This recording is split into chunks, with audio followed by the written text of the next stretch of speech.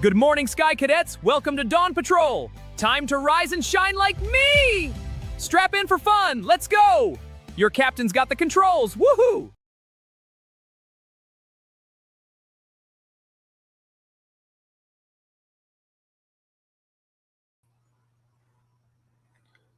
Morning. Whoa, I have this camera jacked up for another program. There we go. How about that? All right, cool. Let's see. What do we got going on here? All right, I posted the link here. Let's pin it. So I don't really have much. I thought it'd be cool to. I'm gonna wait for Megan. Megan's got a poem that she's got, and I wanted to hear that. I don't recommend starting your day with monitoring the situation. Just saying. But it is a great show. I like Cal. There was something that I was. I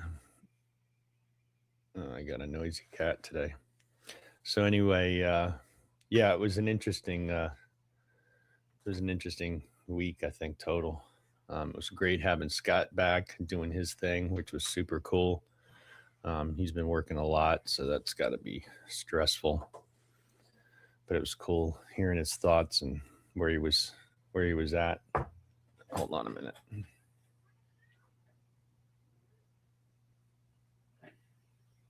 There we go. All right. So anyway, yeah. So what did I do? I got a chance to. I met the job guy and that I was looking at, or he was looking at me, and I got past. We got past the first phase of our interactions and everything, and things seem pretty good. So we'll see how that goes. I have another thing that I got to do, and we'll see if the next phase of it passes. This is always a weird time in a job because there's that uncertainty. You know, it's like, oh man, is this going to be a good job, or you know, is this going to be enjoyable, and or is it going to be a grind? And so I'm trying not to get into those thoughts about it, but it's hard not to. That's for sure. I would say that if something crazy goes on with my computer, it's this cat. Just so you know. Um, so yeah, I mean, at the end of the day, I always know that this is where I'm supposed to be if I end up being there, even if it's short time. So, but it will be a good at least to have a job locked in, and then I can focus on looking for something different if I decide this isn't what I really want to do. So that's a big deal. Trying to think of what else. I chatted with Ian yesterday, which was super cool. I'll try to well, Ian does a lot of editing, so um and with me there probably is tons of editing. So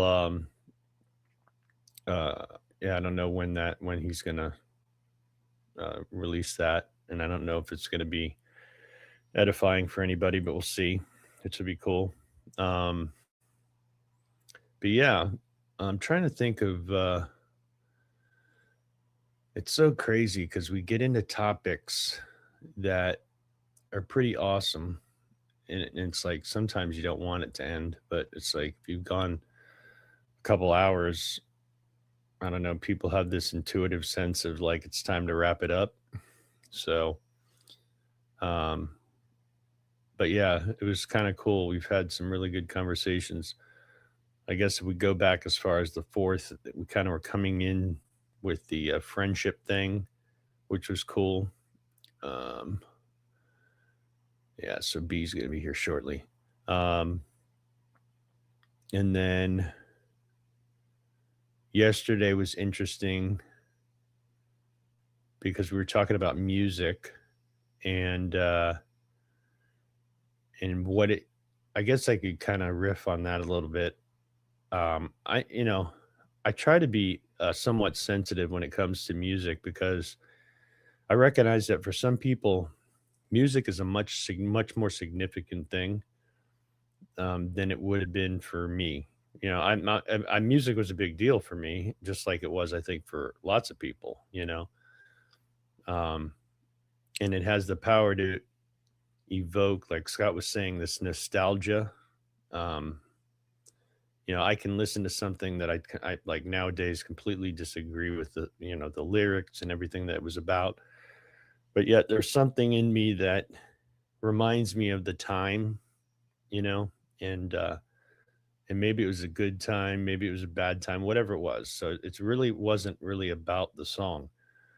Um, I saw Luke's comment. He was saying that he had this thing where he liked the song and really didn't listen to the lyrics, kind of like what we were saying. But then when he got older and realized what the lyrics are about, it lined up with what he likes, and that's cool. I think that's neat. I personally, um,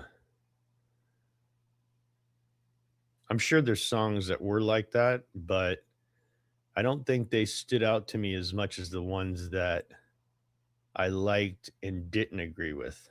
Maybe that was the point I was trying to convey, is that I can't believe I was actually going through this process of listening to this song and the things that it was talking about, you know? But I also was in a different frame of mind back then. It was a completely different category. It was a completely different me, And so my priorities were different. I had I don't know. I mean, it was much more of a depraved person back then than I am today. Um, but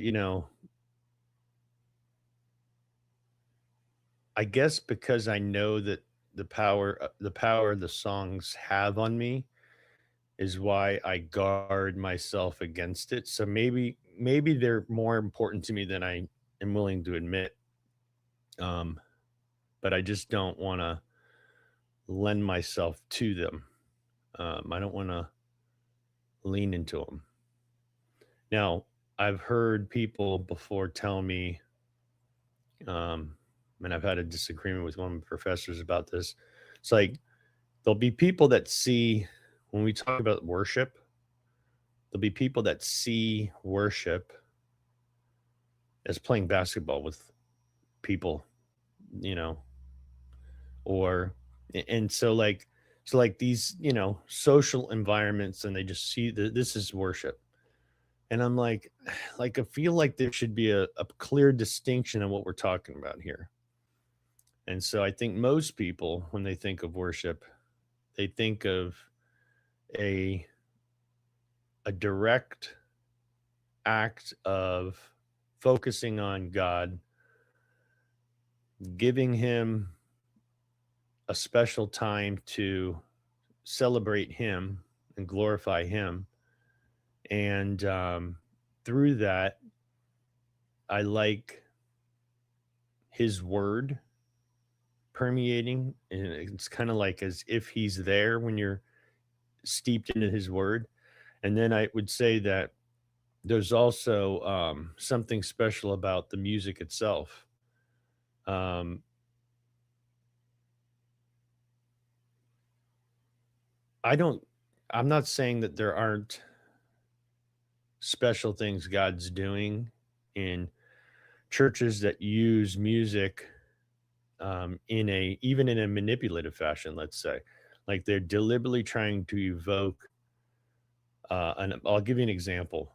Um, there was a particular church that I would go to, and when they would do what was called their Vision Week, I don't think that they had as good of a choreographed music placement of everything.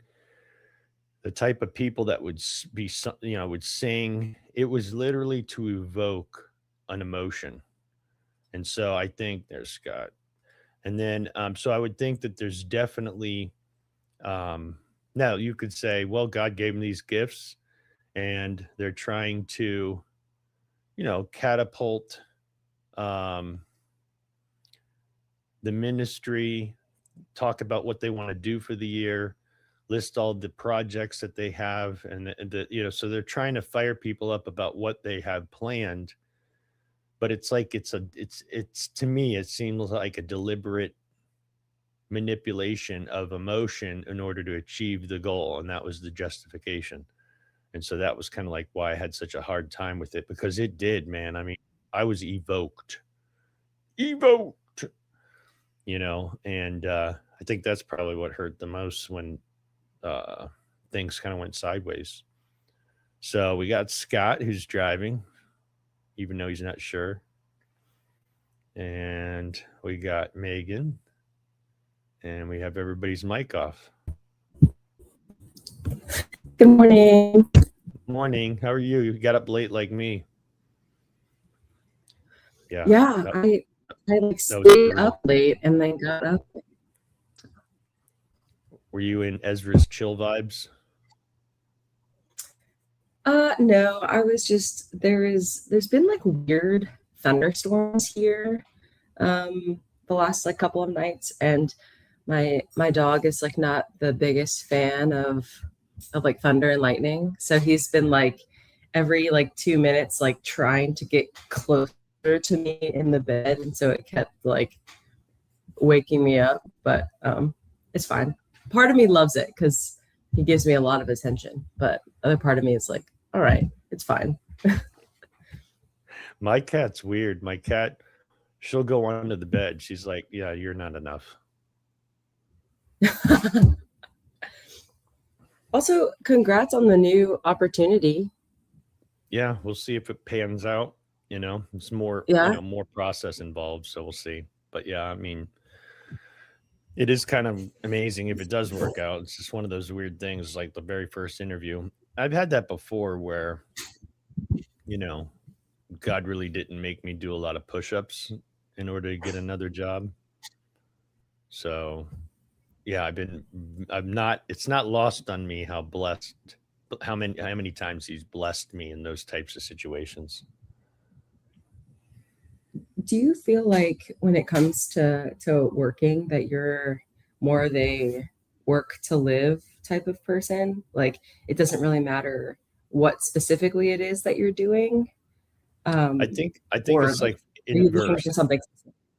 Yeah, it's more inverse. It's more like I know that what I'm doing is ultimately, it is a work to live scenario where like I really don't necessarily care that much, but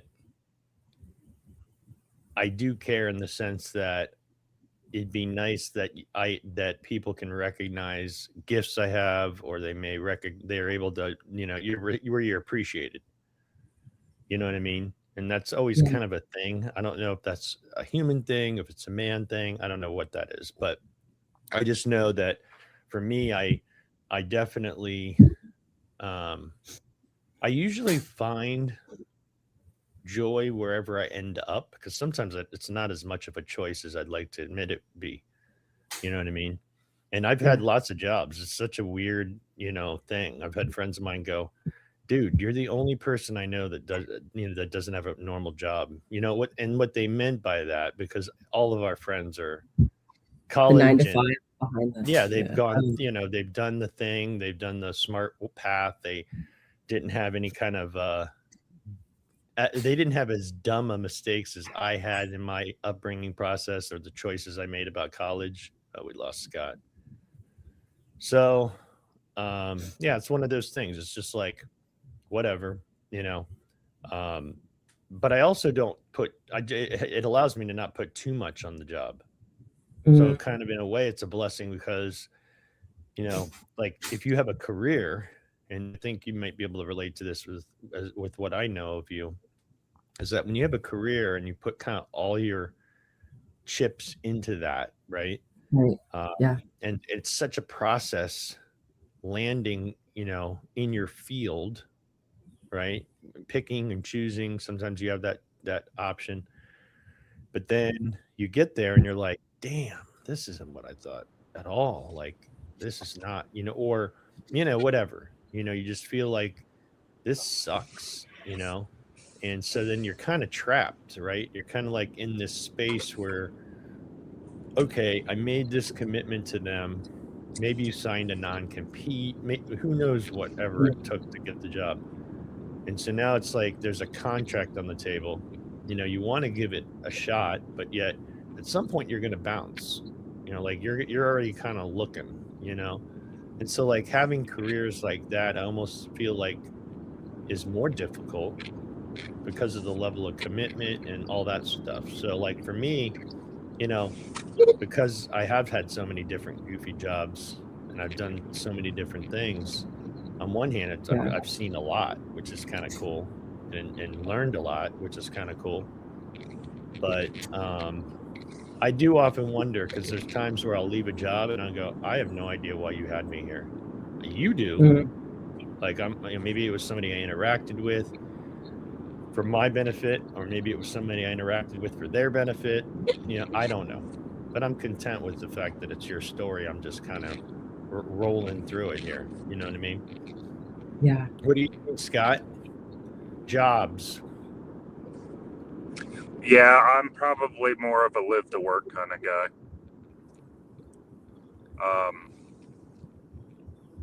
Yeah, I think if I'm going to do something, I want to do it well. Plus, I carry with me the fact that somebody's paying me to do something. And so I don't want to be seen as not giving them value. So, yeah, plus, I mean, the responsibilities of, putting food on the table, keeping the mortgage paid, keeping the lights on. So yeah, I'm probably the opposite. I'm probably more of a live to work kind of guy.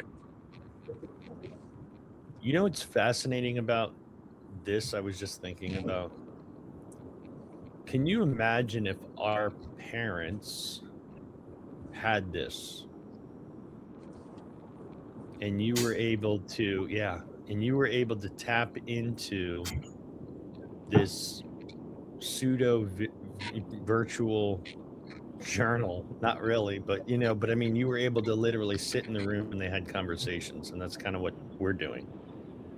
So it's not like for me, I'm not, kids aren't in the cards. It's just, I just think about like how cool it would have been. But it also, we were talking about masks yesterday. I would hate that somebody, comes into this space and feels they have to wear a mask because they're always thinking about that. Like, who's going to see this? And so that's what I love about this space, is it's so freeing. It's like, there's not really, I mean, there's judgmental people, but I don't think that they're maliciously judging me or whoever, right? And ones that do, we already know they're at least out in the open about their judgment. So it's like, you kind of can deal with that, but like, yeah, don't you think about that at all? Like, Scott, like, what, I don't know, maybe your son will never actually click on any of these. Like, he doesn't know my channel probably, or B's channel, the ones you've been on, but yours, and we've had some really cool conversations. I think your son would be proud of you. I think I mentioned this before. He doesn't like that I do this. Right. Now he doesn't. And that's fair. Yeah. As far as our parents, I think I got to see this in real life. When my dad, so we were going to a Baptist church before my dad quit drinking. And it was a lady that lived in the apartment complex. Back in those days, they had vans that would pick kids up from neighborhoods and shuttle them off to church. And so we were doing that already. We being me and my brother, maybe. I can't remember if my brother was actually there. I think he was. Because at the time, I was only like 5. So anyway, we were going to church prior to my dad quitting drinking. He quit drinking and started going to church again. And I didn't realize this at first, but eventually there was a church split, and we went and kind of started our own church. There was an argument over finances from what I remember. And the guy that was, I believe he was leading the parents, like the married couples with kids group at the church for Sunday school. He became the youth person. And so it was only about 5 of us in the youth group. And I remember it was the first time I remember getting compared to my father and being proud of it, because I was having these kinds of conversations with the gentleman in youth group. I'm sure at many times he was frustrated because he'd have a lesson plan put together and then it would just totally get derailed. Like, because I would ask questions. I'd be like, yeah, but what about this? And then the conversation would always go crazy. And I remember him after one particular Sunday school, he tells my dad, he goes, he is just like you. Mm-hmm. So I think they had these kinds of debates or conversations about how, because, you know, I think the big thing for me is how do I take the stuff I'm learning and apply it into my life? So, yeah, I think he had this for a while. That's awesome. But that's in that church setting, Scott? Like that's where you think he found it? Yeah. Yeah, probably for about 3 years. Because we left to go to Illinois when I was in 3rd grade. No, 4th grade. So he got like 3-4 years of this. And my mom was at his side because it was in the same class. And I've always strived to find this. And every time I've been in church, it's Sunday school in particular is so different because it's just like a mini version of the sermon. It's like one guy sitting at a smaller podium, you know, speaking towards a classroom. Last time I was at church, that's what it felt like. It felt like a classroom instead of like engaged conversation. The last one had, gee whiz, something like 25 people in it.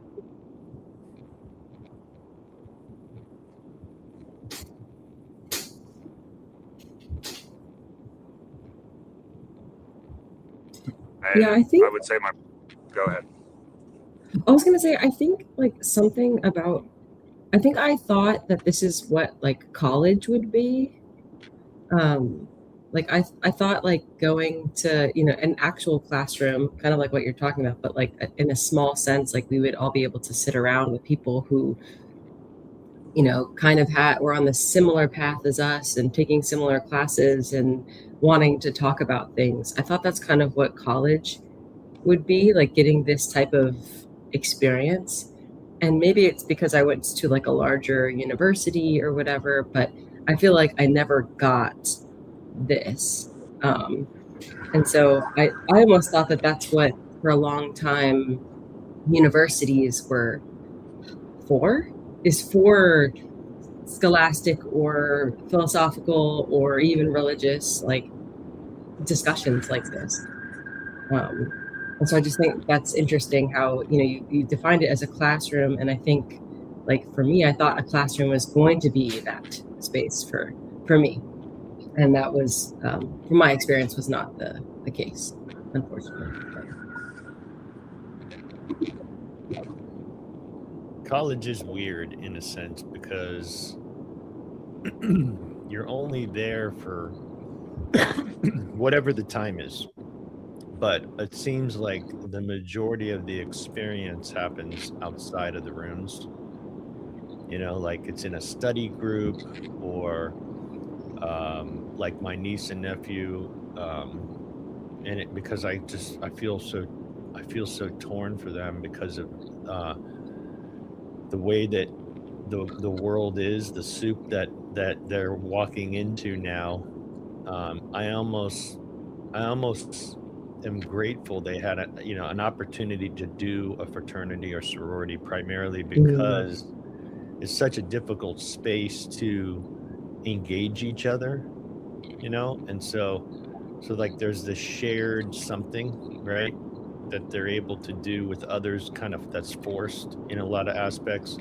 But it's kind of cool because now that this is where the real life is, right? Like the real stuff is like the conversations that are going to be deeper than anything in a classroom. But the study groups, that was another big one. I was always a weirdo starting study groups, just because I used to have a difficult time learning. So I'm like, oh, come on, let's get together, and it was very helpful to me. But I like the questions and the dialogue and there was always somebody that was wicked smart. I definitely would solicit for our group. I'd solicit somebody that probably didn't need the study group, but they did see the value in it. You know what I mean? Like, oh, no, that's cool. So, but yeah, I guess that's how I saw the college stuff. But Yeah. I know what you're saying. It's like, I guess the reason why I bring it up is because, like, I'm just curious if this type of thing exists in the real world, like in the in-person type of world, or did it ever? Because it sounds, at least outside of like a church, because I feel like all the Bible studies I've gone to, or like small group sort of things I've like been inside, like I do feel like these types of discussions, or at least close to, or like able to happen.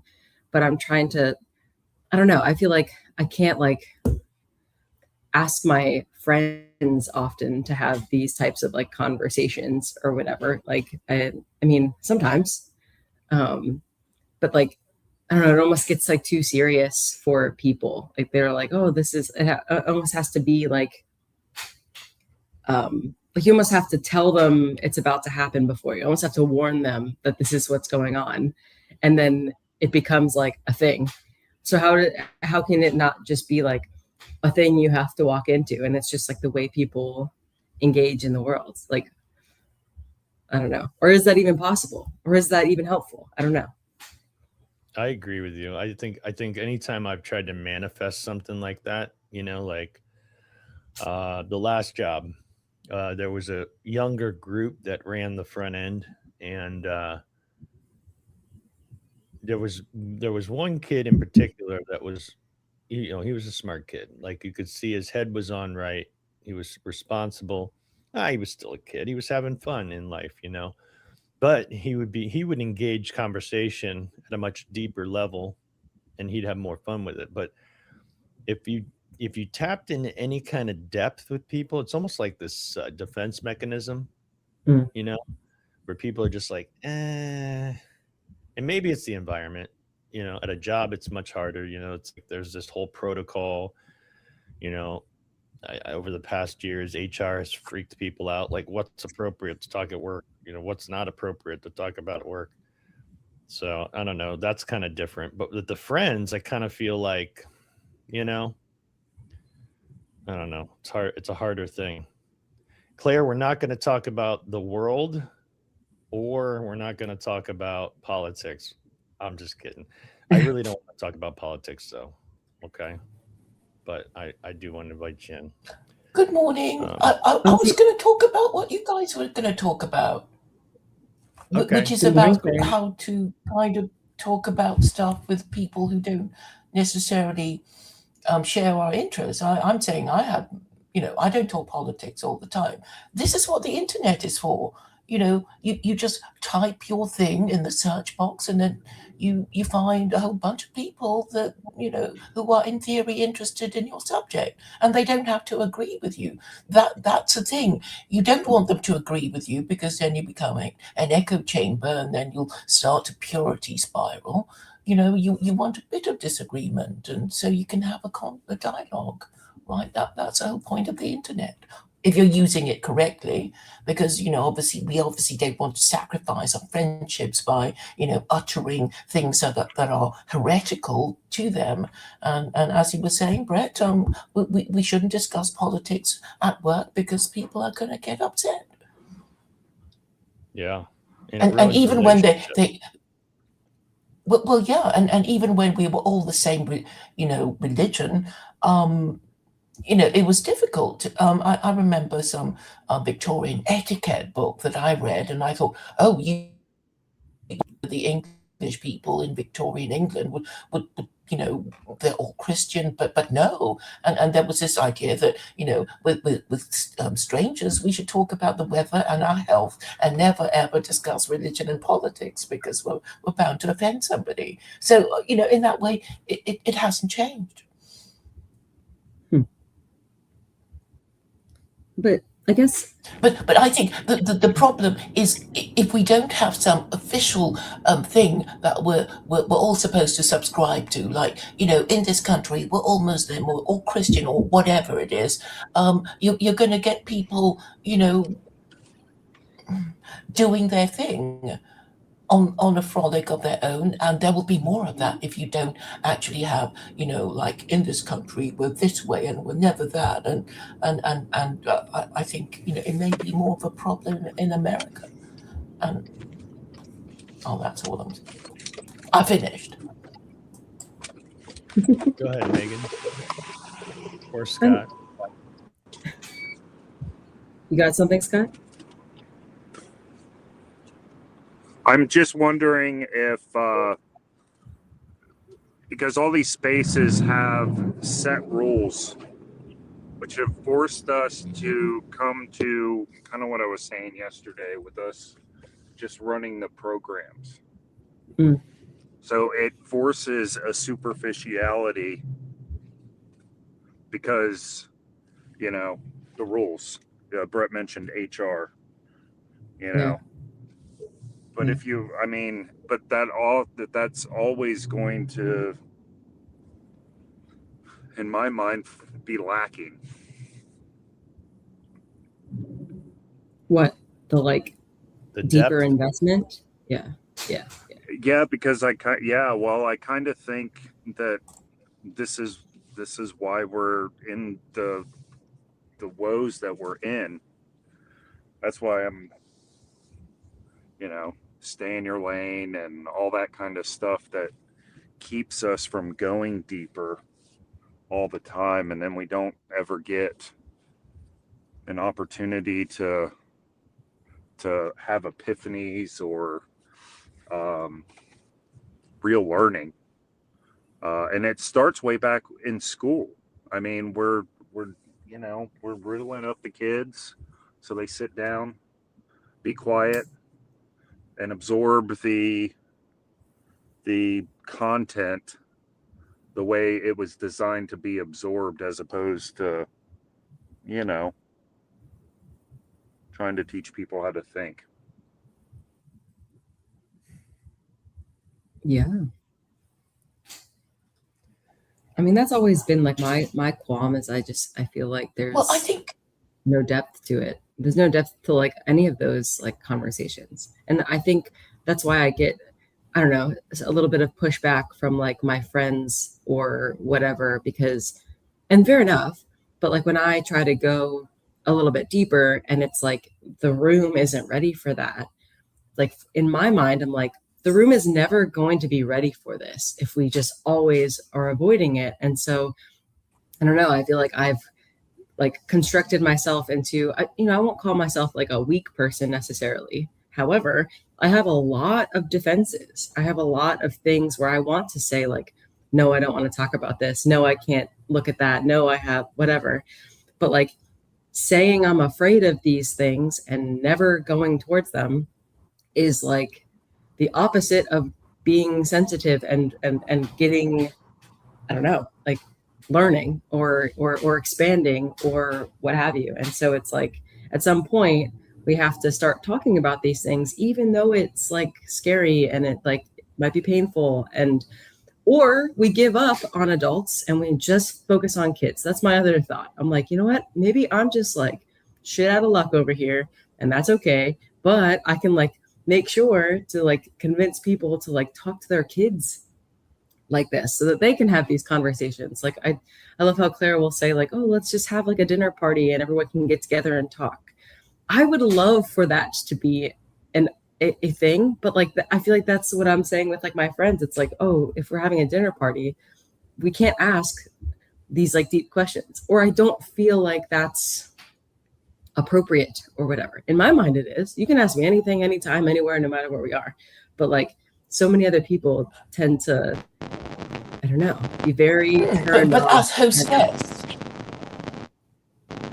but as hostess, you can, you know, assert your hostess privilege and, you know, control the conversation. While as a guest, you know, you might feel a bit shy of that, and maybe you don't want to never be invited again. But I remember there was a convention when people did discuss politics, you know, after the last course. I mean, you know, you discuss, you know, holidays and neutral subjects, but as you know, well, that was what I remembered when I was younger, and I think that this has sort of gone out of fashion. And there's actually a comedy skit. I think it was Bremner, Bird and Fortune, and it's this bunch of middle class people saying really shocking things to each other, you know, in a party context, and I've always enjoyed that. But of course, you know, maybe people don't host in the parties anymore, or they wouldn't dream of discussing anything conventional. I mean, younger people would just go to music festivals and never really properly talk to each other, maybe, you know, and but I suppose we try and talk to these. We talk and talk because we're trying to get it out of our system, I think. And if we don't manage to do that, we feel frustrated. Or if we manage to do it online, we feel we don't need to do it properly in real life, you know, with people in the same room sharing the same air with us. And we think we've done our job. And of course, we haven't. You know, just because we feel better after, you know, pouring our hearts out online doesn't mean, you know, anything has solved. We've just felt a little better, but, you know, things haven't really changed. If no one else's mind is changed. Yeah, I don't know that like amongst my friends, I don't necessarily think I'm trying to change their mind. But when I do have these conversations, I'm definitely planting a flag. I want them to know me, see me, and understand what I believe, right? And so like I was thinking the closest thing I could think of was I was involved in a fantasy football league, and it was like this big deal. Like you know, in Palm Beach, like this, like I don't know whether it was lore or not, but I mean it was a very coveted 12-man thing, and a lot of our friends, you know, talked about this particular group, and everybody kind of wanted to be in this. And there was a point in time where there was such freedom for anybody to speak however they wanted to speak, and they could have whatever opinions they wanted to have, and nobody was going to give them a hard time. We had such a diverse amount of people in there, and religion, non-religion, so like in general terms, you know, so then it got to be like, so people would be passive aggressive, and there would be in our text strings, you know, like, you know, but we already knew that's how they were. Like, so we knew the passive aggression was there, but it was their way of shooting, you know, across someone's bow to evoke a conversation deeper on the topic or whatever. And they knew who they could bait into the conversation, who they couldn't. So like we would talk politics, but it was, or culture at the time and the things that were going on. And there is something what happened for this particular group, in my opinion, is it seemed like they were more interested in being the most shocking, having the most hot take. Like it was almost like it got to be a competition. So then it really became a lot more difficult to read whether this person is just screwing around or whether they're being genuinely, like they genuinely think these things, and so that was kind of an interesting thing. So like, I think when things get uncomfortable for people and you're having this dialogue, there are going to be people that are going to put masks on, that they're like, that's their defense mechanism. They're not going to be able to fully, especially if they feel they're the only ones that think that in the group. Like they feel like they're by themselves. They're like, okay, I'm just going to quietly keep my opinion to myself on this particular topic because I totally disagree with everybody else. Clearly, I just don't want to be that person.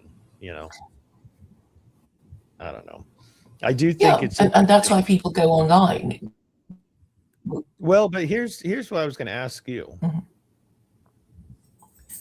You have to recognize, I would assume you recognize how you are very much attracted to being the person that goes into the space and says the things that says the things that people necessarily don't want to hear. It's almost like you've taken this mantle up. Like, we were talking yesterday. You would go into a Jewish space and it's like you're kind of goading them to say, but you think Christians are idolaters. And you'll come into a Christian space and you'll be like, don't you agree that the Jews and the Muslims think you're idolaters? It's almost like you go into a space to rile it up and push buttons. And so I'm curious to find out what's the motivation to the deeper thing that Claire sees as that being where's the value in those things for you? Because I want to make a point about idolatry. Yeah, but I mean, right, and nobody cares, right? You don't believe it's idolatry, though. No, it's clearly idolatry, but whether it matters is the issue, right?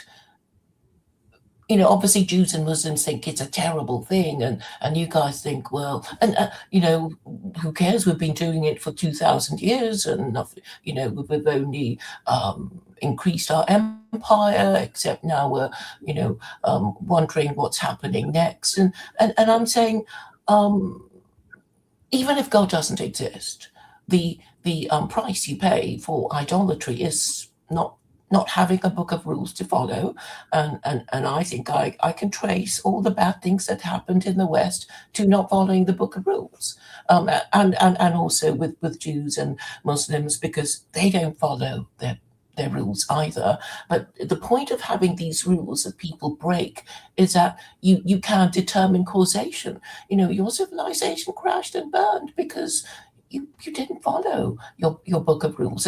And with Jews, it is basically, the Second Temple was destroyed because we didn't obey, some of our rules. And the first time it was because there was a culture war, in Second Temple times. And the first temple was because they were idolaters, and that's why they were taken away.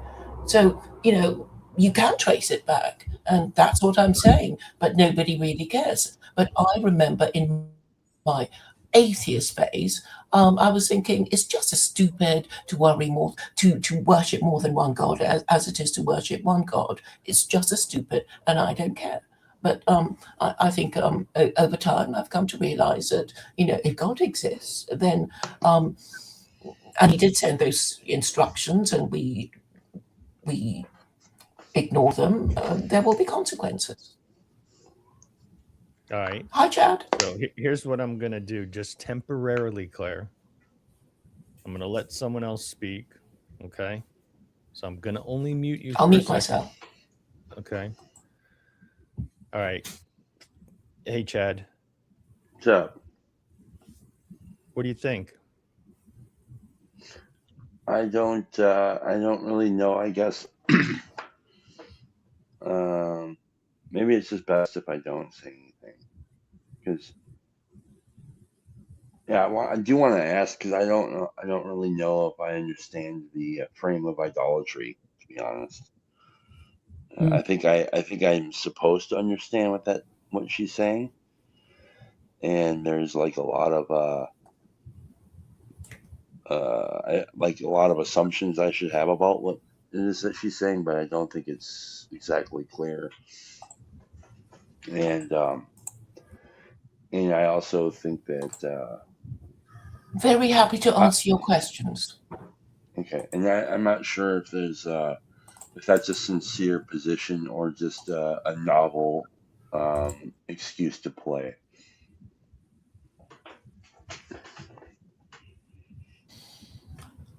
I don't know what more I can do to show that I do believe in my ideas, right? Even if people think it's silly and it could never happen, I obviously think I have the solution. That's why I go on and on. I mean, I would like, decent pushback and say, oh, what you say, Claire, it's not true, or you've made an illogical argument. Or something of that nature, not we don't like it, we don't wanna, you can't make us, which is what I've been getting all these years.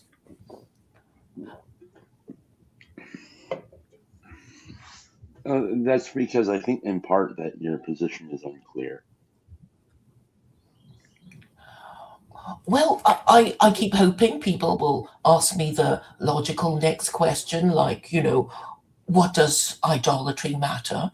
And if you really took the whole Bible story seriously, like, well, it mattered for the Jews. Their first temple was destroyed, and they were taken by the Babylonians and held in captivity, and then after 80 something years they were released. So, and then the second time, what did they do wrong? And according to the rabbis, it was they had this terrible culture war, and they said mean things about each other, and for the evil speech that they committed against each other, they're still in exile, or they were in exile until 1948.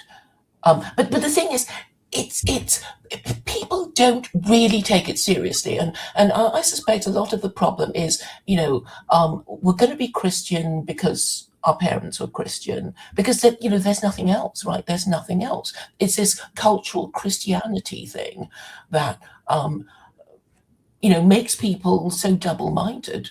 And I get it, because I come from a culture where it's not organized religion, and the special thing about organized religion is that you have to believe in the correct way, in the correct God, or there will be trouble. That is the most important feature of organized religion. And we can say, as Stephanie was saying to me yesterday, oh, but we hurt a lot of people, and we killed a lot of people, and we committed a lot of evil. But, if we believe in God, the answer is still in scripture and in our history about what happened to us when we obeyed and what happened to us when we didn't. All right. Hold on right there. So let's, Megan, you want to say something? I mean, maybe it might be a little bit of a tangent, but I think what for you, to clarify for you, Claire, I think what I got the vibe of you doing in situations is almost like making sure people knew, if they knew what they were talking about, like for themselves. Like, I think a lot of people tend to say things and say that they believe things, and they don't know what they're saying and they don't know what they believe. I'm speaking from a place of like I understand that, and so I think what drew me to the type of conversations with you is that I think that you definitely push on people being like, oh, you said this, do you know what you mean when you say this? And I think that is actually incredibly important. However, I think kind of like what I was talking about earlier with like my friends, and I never really got to it, but like this idea of wanting to be prepared, and in order to be prepared, you have to like care about it. And so like I think oftentimes there's like a bringing up of an assumption of caring about certain things that people just like genuinely either have never thought about or do not care about. And so my thing is, how would you actually have like a proper, meaningful, potentially like growing conversation with someone if like they don't care about the specifics that you are bringing up? And then to Chad's point, if like even they care about these specifics, but they like don't know your position. Like something about a conversation is there's like a give and take of like needing to almost know where you're at to interact with what you're asking or what you're saying. And I think oftentimes there's like I don't know where Claire is in this, other than like I can't speak to it. And so I think it's hard to have those. Does that make sense? I don't know. I'm not criticizing. I'm just like, that's where I feel like I'm sitting, where I'm like, sometimes I don't feel like I'm prepared. No, I don't no, know why I don't. I would. No, that's fine. You know, people, okay, my frustration is people don't ask the obvious next question. And I think, you know, you say something, I either agree with it or I don't understand. So I ask for, you know, clarification. If I agree, nothing more needs to be said. If I don't agree, then I will have to explain why. And, you know, this is how I think it's supposed to take place, but sometimes we stay silent because, you know, we don't want to fight, we don't want to. The subject bores us, so we ignore it, and you know, but that's a kind of defensive tactic as well, and you know, I think what promotes violence is being constantly ignored. So you know, it's just saying, it's somebody saying, I don't care if you're angry or if you're hurt, if you're trying to tell me anything, I will dismiss you because you know you're beneath my notice, and I will just continue to ignore you and ignore you and ignore you until you know you become a terrorist, because that is how it you know ultimately these things go historically, because I don't think terrorists then become terrorists, you know, immediately. I'm sure they try and ask and plead and send petitions and whatnot. And I'm saying, really, it's, you know, it's like you have a complaints department, and the customer comes and you have to take his complaint, even if you think he, you know, is spurious or whatever. So I think when you have a complaints department, people will just feel better served, even if you actually say, well, there's nothing we can do about it. We see where you're coming from. We feel your pain, but unfortunately, you know, with the law or the circumstances, you know, so they felt that at least their grievance has been acknowledged. And and I think for many people, they don't even dare to air their grievance. That is a thing, or they don't dare air it in a constructive way because they use anonymous avatars, and they say crazy things, hateful things about, you know, the usual groups that they really hate, and it's not, you know, particularly constructive, and that they're not interested in solutions either, because it means political activism and, you know, being isolated or ostracized or whatever. So maybe they just prefer to stay in the area of just complaining. And I'm just basically saying, you know, the least you can do is ask the right questions, and then allow people, if they understand the dialogue, to, you know, form their own conclusions. But when people refuse to ask the obvious, you know, next question, I think there must be a layer of neurosis. I think And I think and it's I think just like part of I the don't know. difficulty is that Hold on, Claire. I think I was just gonna say that like I feel like at least when with my interaction, a lot of times I don't know if I don't know where that person is coming from, that's like where the question in and of itself almost like stems from. Like that's like if if they have a like okay, you said something like, oh, people don't want to like fight about something or whatever. It's like I'm all up for fighting if I know what I'm fighting for, or if I know like what the like where the grounding is. And I think sometimes there's a like, I don't know how to ask a question about this because I don't know what this is. And so it's like my question would often be like, what are we talking about? Like what specifically do you want me to ask a question on? Is oftentimes where I come to in some of these conversations because it feels like it went so many different places. And maybe that's just like my brain and how I just follow the paths, but I feel like I keep getting introduced to like different paths and I'm like, okay, but like what was the point of all of those paths? Like cuz I feel like if I'm creating a path, you know, some of us in the TLC tend to like create paths and never finish them and like that can be very frustrating. Like I get that. But I feel like I see that sometimes in the way you explain things, Claire, where I'm like, you went somewhere. Obviously you went somewhere purposeful because I don't think you're trying to mislead people. That's not what I'm saying, but I'm trying to say, why was this path created? Because I took a step down it and it seems like it doesn't go where I think it's supposed to go. And that could be an assumption that I'm making, or it could be an assumption that you think that path well, isn't you're obvious. free to say, yeah, and you know, you're free to you know ask us in like, so where's this going, and you know that kind of thing. You know, this question seeking clarification. So, but I don't think you know people work like that. It's like, nah, I don't like the sound of where you know of what you're saying. You know, delete, block, kick, and this is the impression I get. And as far as TLC is concerned, I think the values of the group is basically we're not going to get into a fight about you know anything with each other, and that is why I think the conversations stay quite superficial. You know, it's like, yeah, we agree that there is a problem, but we're not going to be proposing any solutions because, well, we're just going to disagree about the solutions. So let's not disagree. So, you know, at the back of the minds of many people, and I'm saying that this also happens in political parties too, you know, people do not want to talk about solutions. That they're happy, you know, moaning together as birds are singing on the same branch.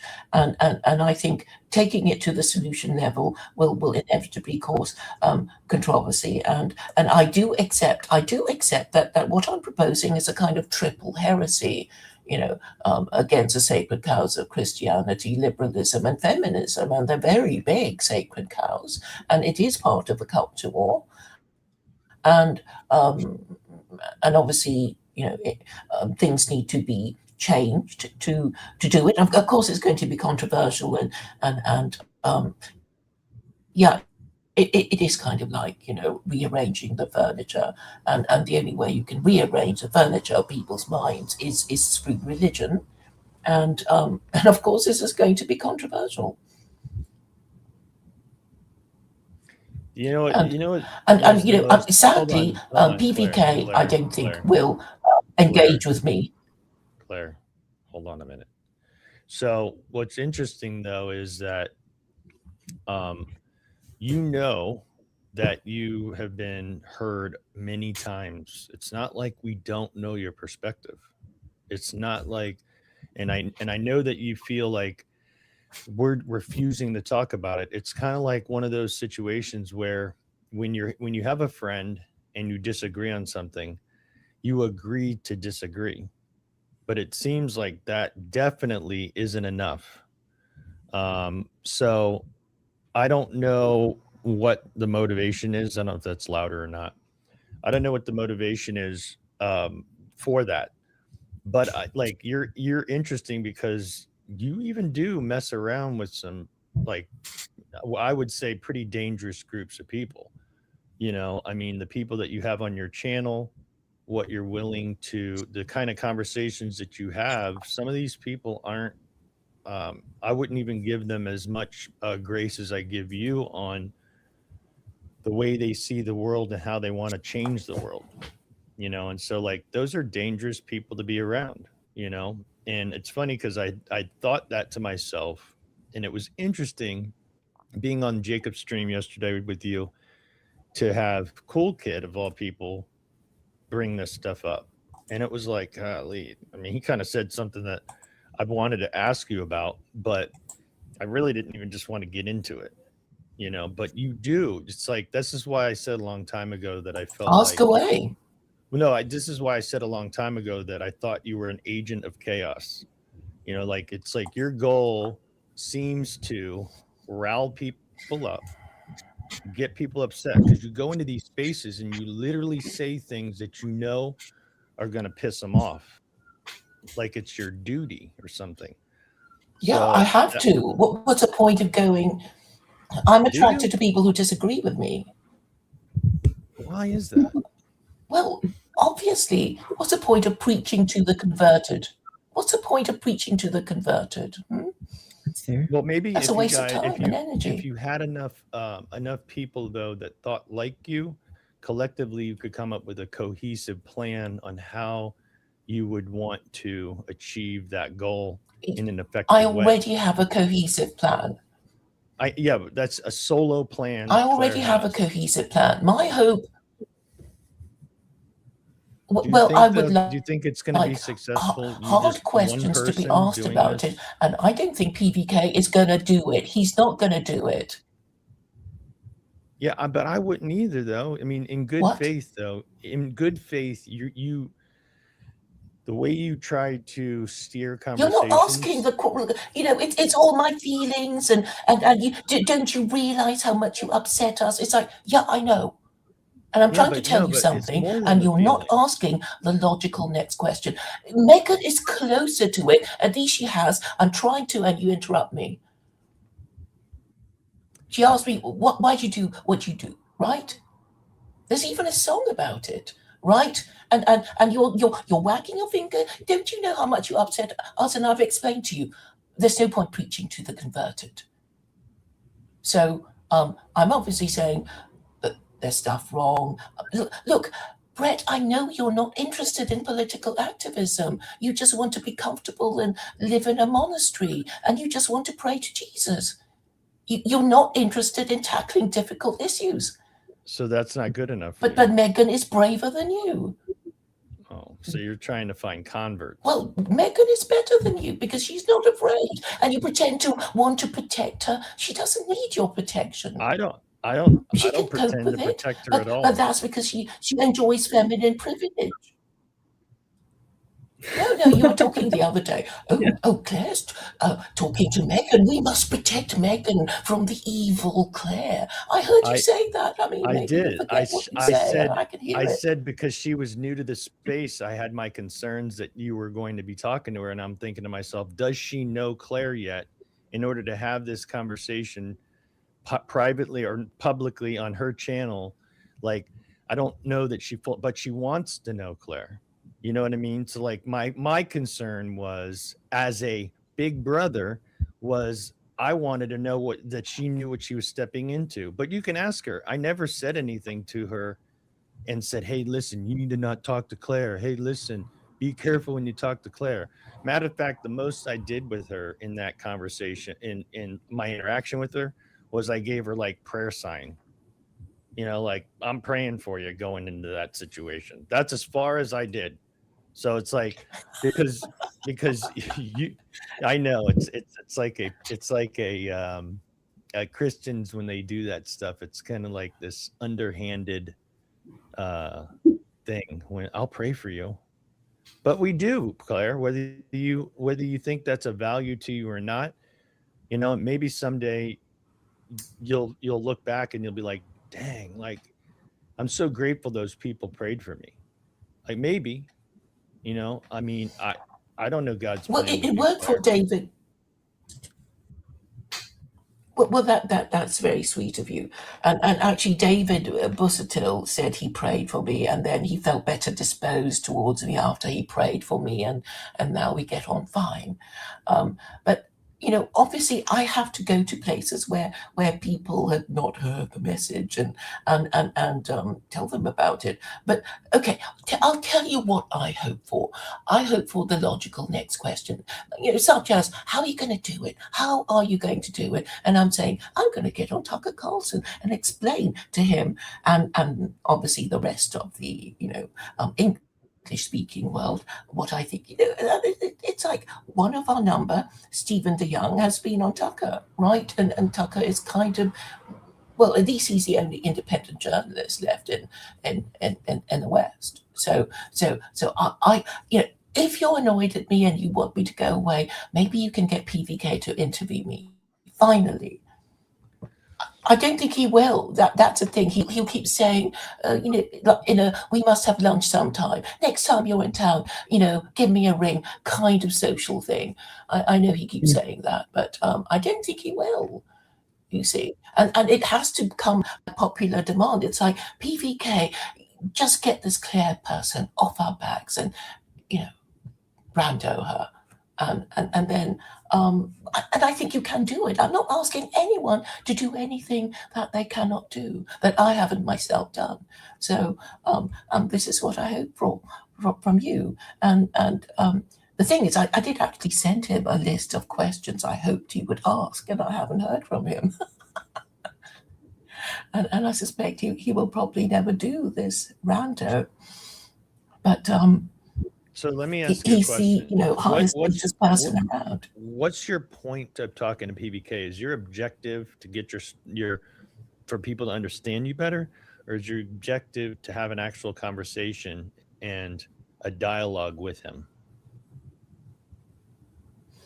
Well, yes, an extended dialogue that isn't a kind of elevator pitch, right? I mean, he because of his status and whatever, and the fact that, obviously I want to discuss theology with him, and he does discuss theology. Yeah, but have you watched And I know he wants to. Do you know what his randos are about?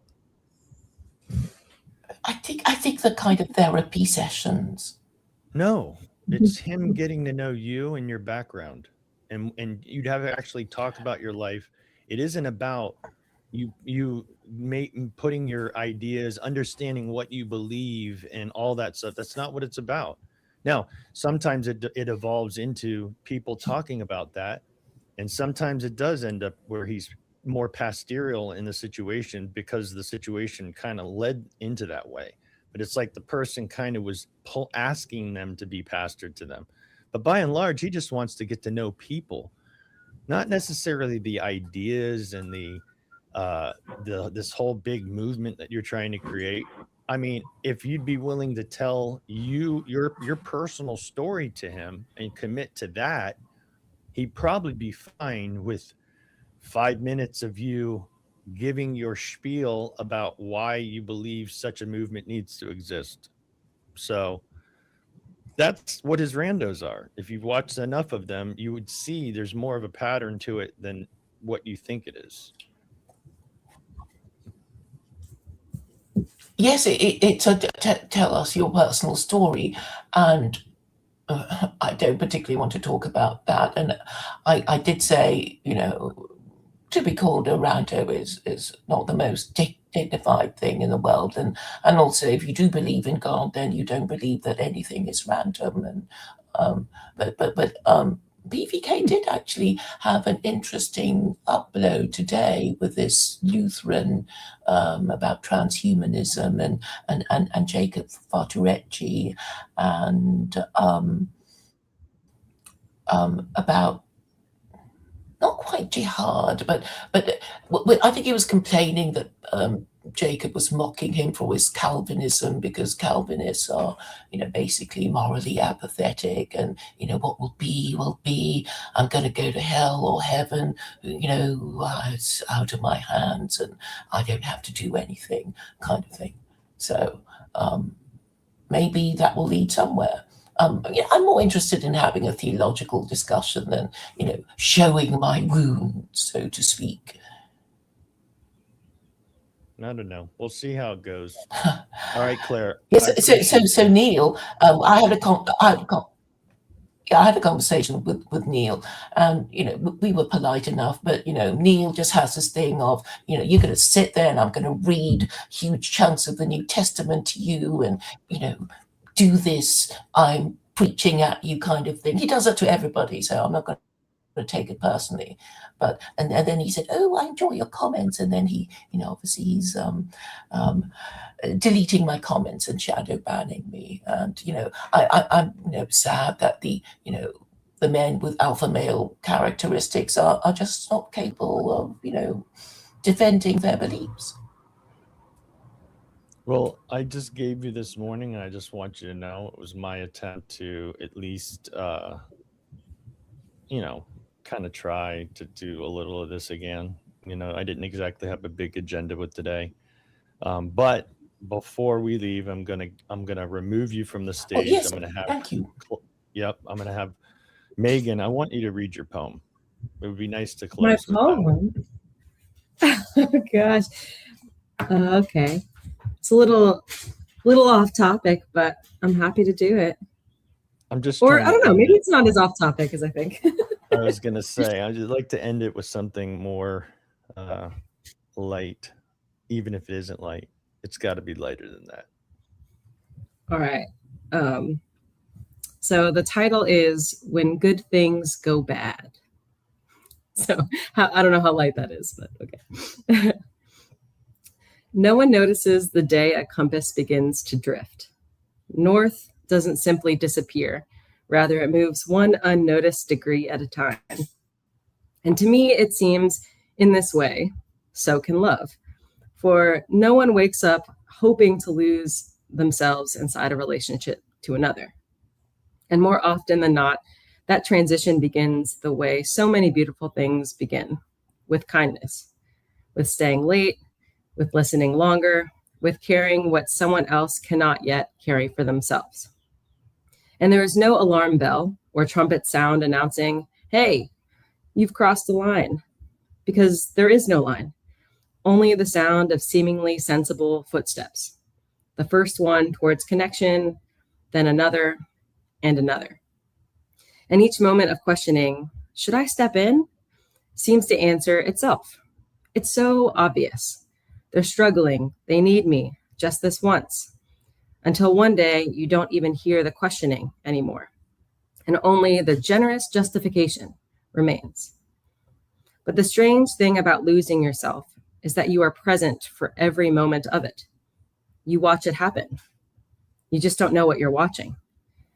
Because the vine doesn't know it's choking the tree. It only knows it's learned to climb. The river doesn't know it has become a flood, for it is only focused on flowing. Even the candle believes it is giving light, never noticing the wax disappearing beneath it. Perhaps this is why the corruption of virtue is so difficult to see. Vice often announces itself, but distorted goodness still feels like goodness. It sounds like compassion, still looks like sacrifice, and often still receives the applause reserved for saints. Until one morning you realize their peace has become your responsibility. Their emotions dictate your sleep. Your joy requires their approval. And somewhere along the way, though you cannot say where, love morphed into management. The cruel part is not that you chose something bad. It is that you kept choosing something good long after it had quietly become something else. Perhaps wisdom is not learning to love less or replace goodness, but rather preserve it. Because every virtue contains the possibility of its own excess. And excess, however noble in its beginning, eventually forgets what it came to serve. That's awesome. Yeah, what are you Thanks. kidding me? That connects. Yeah? I think it connects. I think everything connects, so. It's so weird. It's like this Oh man. It's why I kind of feel like I feel bad for people that have spent their careers in doing these things that they thought they believed in, right? Kind of like getting a tattoo or whatever. So yeah, it's kind of like they've kind of already gone past the point of being able to go back. You know, they've kind of created this persona, this thing that they are, and who they want everybody to see them as. So like Right. protesting and things like that, it's like how do you it's like this shame or this abandon, like what kind of, like almost like a pride thing where it's like I can't possibly admit I was wrong. Like I sunk my whole career into this, or my whole identity and personality was this. So like these people that change their mind, it is always Right. fascinating. It's like, golly, you were able to see it, call it out, and stand before people and admit it. You know what I mean? And like it's almost like a badge. I think that's what's cool about like a Christian conversion story, Mhm. like somebody stands there and says, no, man, I had this all wrong, and boom, this is what I experienced. It's like, where does that come from? I mean, the heart is so deep and so full all of a sudden, and then they are able to reflect that to the rest of the world. And I think that's so cool, those stories. And you just don't see that the other way around, or it's definitely not moving. I've seen the error in my ways. I realize there is no God, and I realize we should all be doing, the atheistic thing. I don't know why I didn't see it this way. This is revolutionary. There's no emotion or compassion or anything like that. Nothing. That's not invoking. That's not inspiring anybody. So it's like so irony. The irony is just so hysterical. That's actually really an interesting point. I feel like when people have this like revelation of like, oh, I'm not going to believe in God anymore, it's normally out of fear and anger and like lacking of love, it feels like, versus like the other way. It's almost like a introduction back into love. And I think I don't know, I think that like speaks to that transition really well. It's like, I don't know. For me, I feel like I'm in the middle of my transition back in story. Like, I feel like I was like, none of this for me, thanks, walked away. And now I'm like, got far enough away where I'm like, dang it, I made a mistake. And that sucks. And I hate this. And now I have to, I don't know, earn it back. Even though I'm realizing that like you don't really earn it back. You always have had it. But like, I'm still under this, like, oh my gosh, there's like something there. And I left it. And it was that love and connection that I had been searching for when I turned away.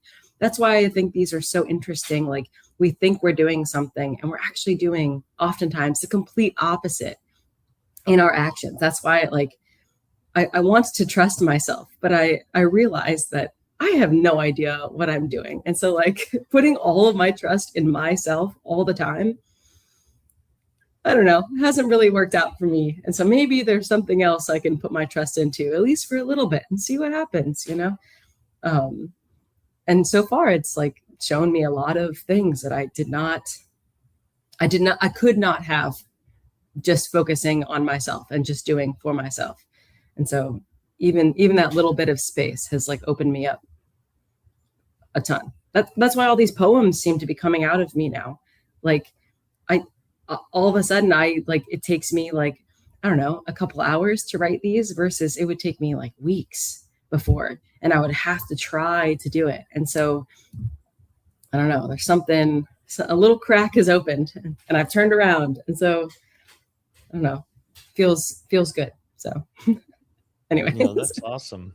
Yeah, I think it's so cool when you find something that's inspiring. It reminds me of like anytime I get motivated to do like something that's artistic. It's like I have this thought like, oh, this would be so cool, you know, and then like I envisioned the idea, you know, it's like a new medium. It's this thing's gonna really work. I can see it. I don't know if it's gonna, you know, be as spectacular as I can imagine it, but I'm, you know, like I'm all in, you know. And so it's like Mhm. it's like a drive just to you know, keep doing it, finish it. And it's like I don't know where it comes from. It's not like it's always there. You know, there has to be something that triggers me and gets me kind of really motivated to do it. But then Mm, once I'm doing it, it's like I'm all in, man. You know, I'm yeah. like in the deep end. So yeah, I like that. I wouldn't say Chad was disagreeing with me. He said it may inspires others to leave actual oppressive structures only to find truer ones.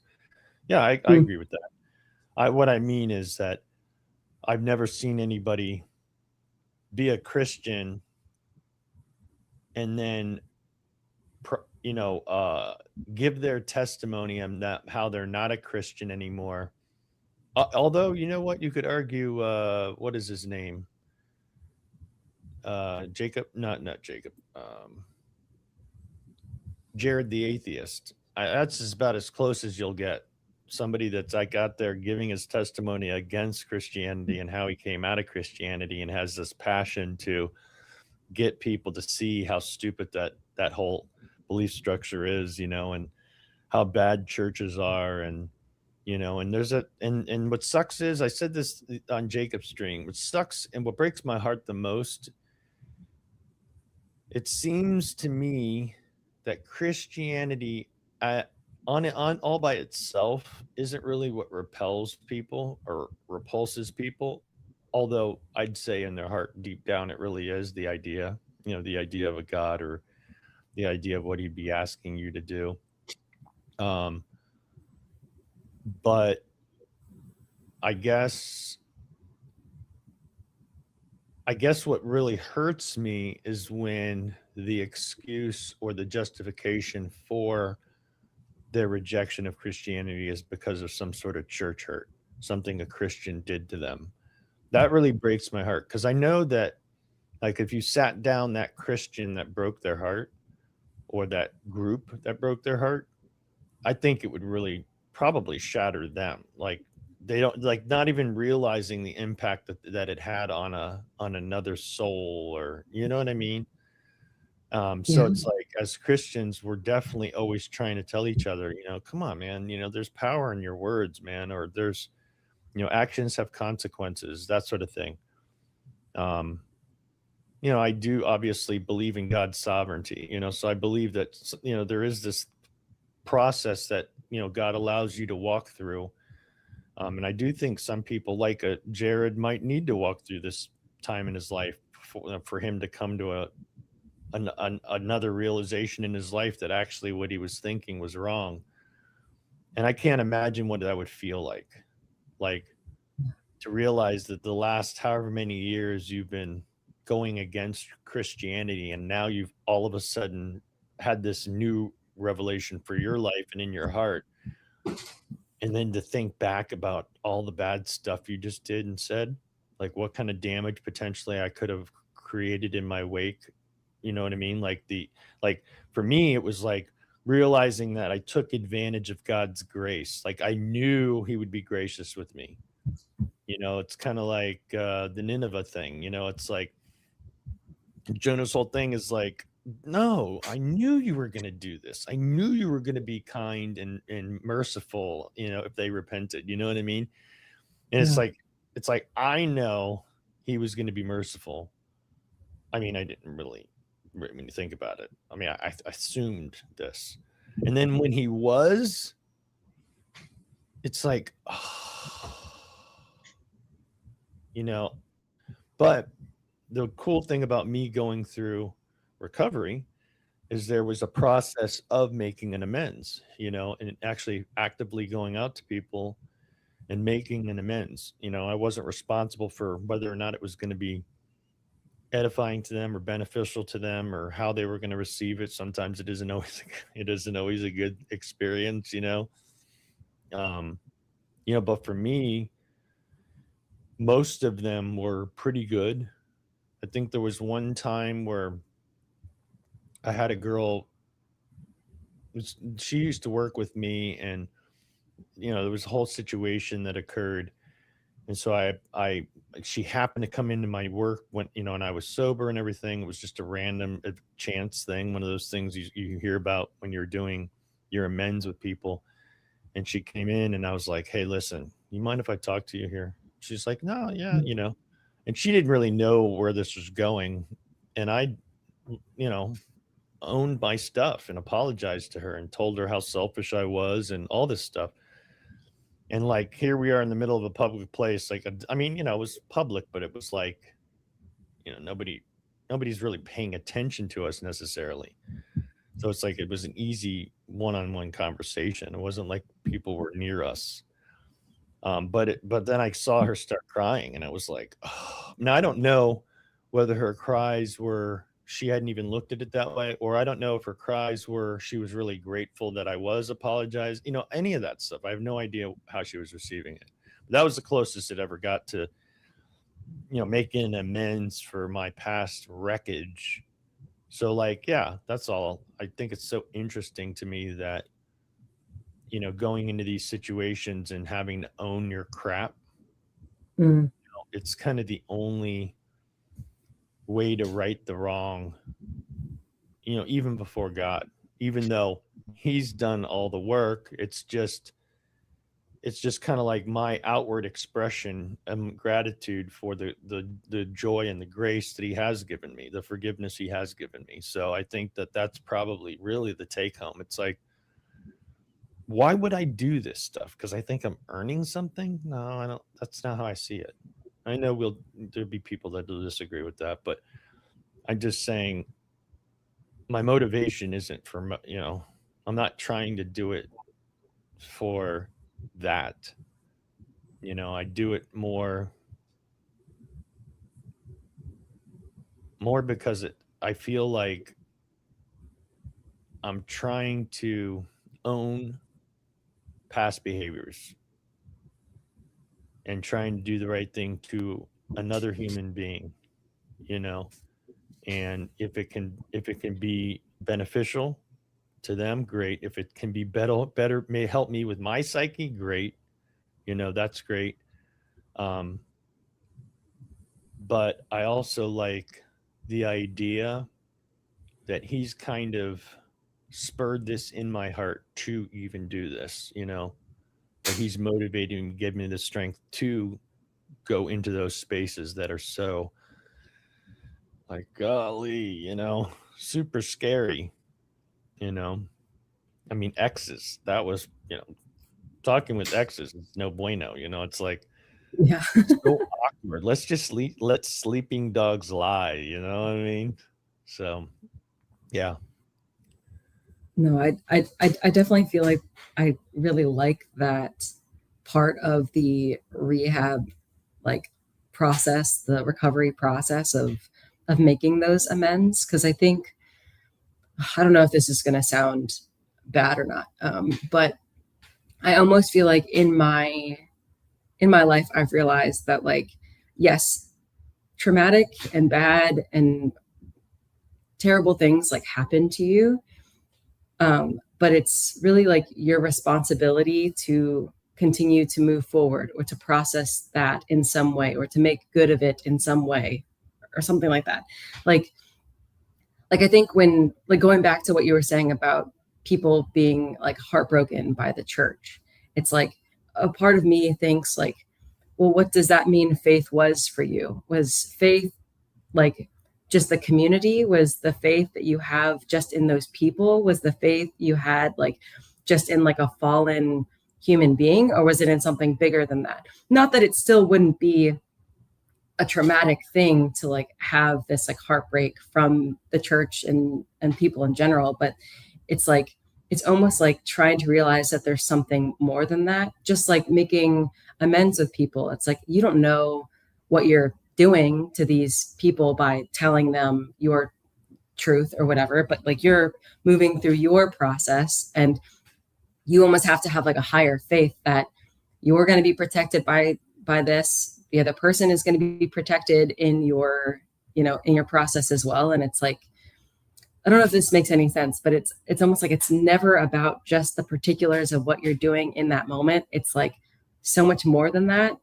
And I think that gives the grace for you to be able to move in these moments. Because otherwise, if you're trying to do it right or have it make sense for people or try to make sense of the heartbreak you got or whatever, it's like, I don't know, then you're not, I don't think, focusing on the higher reasoning for all this. Is that like make sense, or am I like off in left field? Probably. But.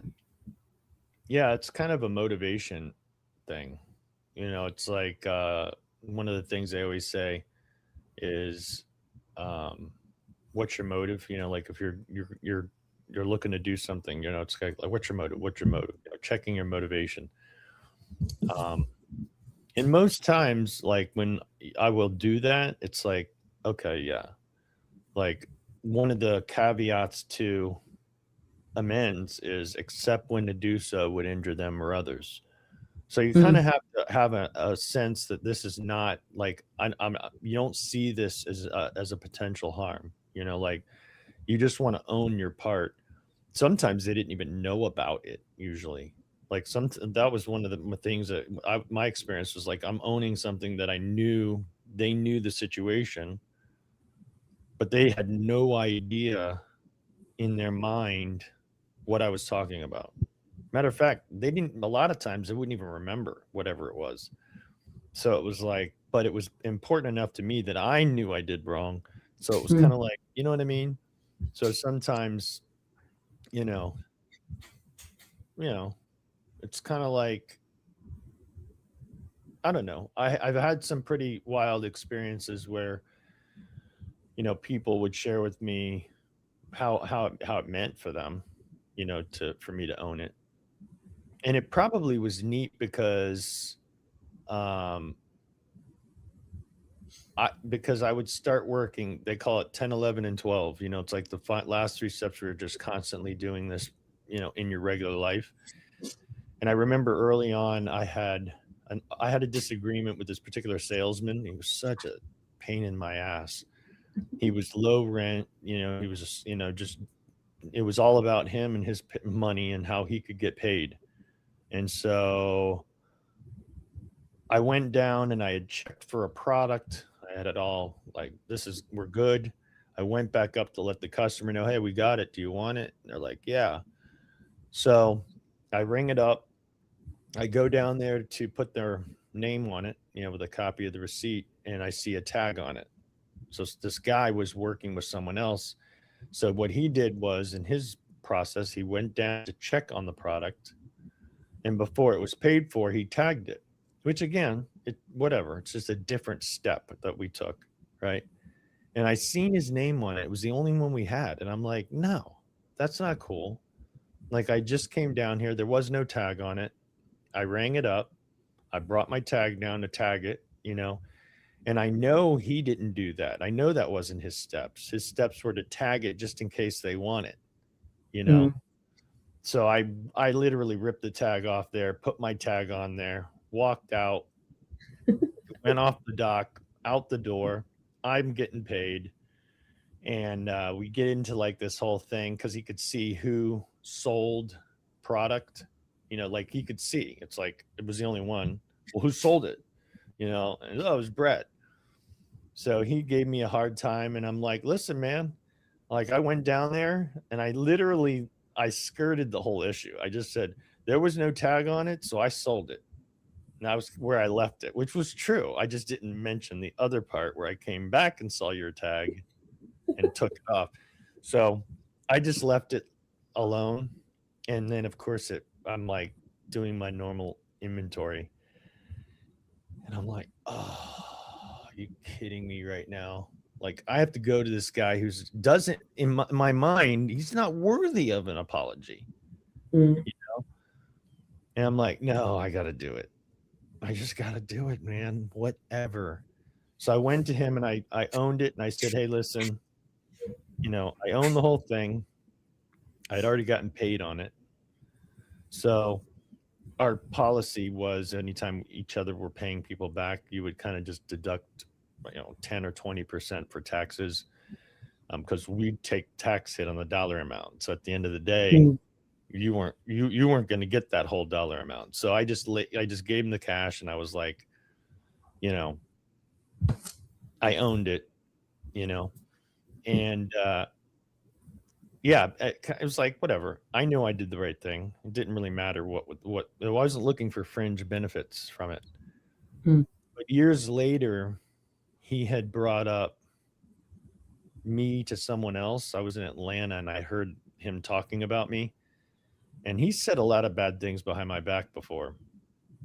And I heard him talking about my integrity, and he said, like he just talked about me being so honest or whatever. And I was like, and you could tell by the story he was telling someone else, he was just so impacted by my honesty. Oh, geez. Yeah. He's like, and in his mind, because he knew I was a Christian, he felt like that was a significant connection to him in Christianity, which was super cool. And I don't know what it meant to him. I don't know the rest of his story, but that's pretty cool. That's probably the coolest thing is when you get those kind of like back, you get glimmers behind the curtain, so to speak, like seeing something that God moving the way he Do you moved. ever feel like did you have any experience with like any of your amends, like essentially saying like that wasn't good enough of an apology, like, or like you didn't even know the half of it type of thing? Because I feel like that's something I'm sort of struggling with in my life of like my father made amends to me. However, like I feel incredibly guilty thinking that it was like not nearly enough. And then I read like, Chad said, oh, none of us are worthy of like, an apology or whatever. And that's totally also true. Like, I believe that. I think so. But like, also, I don't know, there's like a part of me that wants him to know that it was like even more impactful than that. But like, is that for me to say? Like, what is that? Do you ever get that? Or do you ever have that sort of interaction with people saying like, oh, that wasn't good enough? Or No, I didn't feel that? Or no, but I'll say that it's probably more closer to what you're talking about. I did an apology. I did an amends with my parents, and it went, because they were in recovery, it went cookie cutter. They were healthy. They knew what this was. This wasn't like an unusual situation or whatever. And the years go by, and I'm sitting on the patio with my dad, and he straight up asked me, is there anything that I owe you an apology for?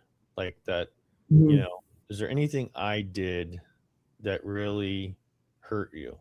That, what I mean? And I just looked at him, and I'm like, what are you talking about? Like, we already did this. You know what I mean? Now, could I have taken that opportunity to list off all the things and how much deeper it really was or wasn't or whatever? You know what I mean? Like, there would have been no real benefit to that. So, like, on one hand, because I did an amends with him, he had done an amends with me when he got sober.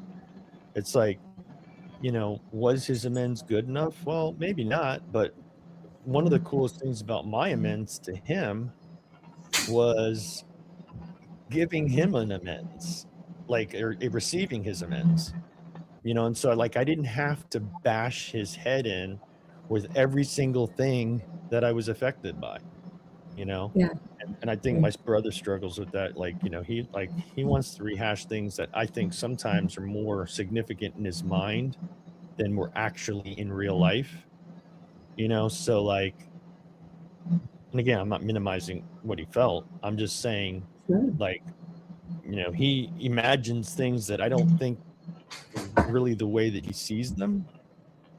I was 6 years older, so I kind of had a little bit more memory cognition as to what really was going on, as opposed to what he was thinking was going on. But again, I don't minimize how he's felt and how he feels like it traumatized him or whatever. So I try not to, I can't minimize that, but I do from time to time point out, I don't think it was really the way you think it was, but I'm just saying, Yeah. Chad, what do you think about the amends stuff? Well, I think it's both, and he probably doesn't have it entirely right, as well as you don't have it entirely right. So there's a whole bunch of gray area there where that's what I think grace is for. But Yeah. sometimes it's hard to be graceful. I think in the instance that you were talking about, you're saying how your father gave you the amends, and you felt like it wasn't really, like, was that really like a full amendment? Did that really amend everything? Part of this is like it requires I think an honesty with this is why one of the questions that we're supposed to ask is there anything that I've not said, or is there anything that I've left out or I've missed that I need to atone for, or whatever, or make amends for? And then, like, you just sit and receive what they say. Now, there is like as far as financial amends goes, it talks about we try to make the best deal that we can. So, like, if I owe somebody money or something, and whatever, and they're like, I want $100 a week, or I want it all in full. It's like, well, I really would love to give you it all in full, but I can't. So here's what I can do. Are you willing to work with me? So it's something like that. But like the this other kind of amends, the emotional amends or whatever, or the trying to make amends for the exact nature of our wrongs. It's like I think it requires an honesty on both parts. But yeah, I think so. Like, if you are going to go through like your own process, it would be good to.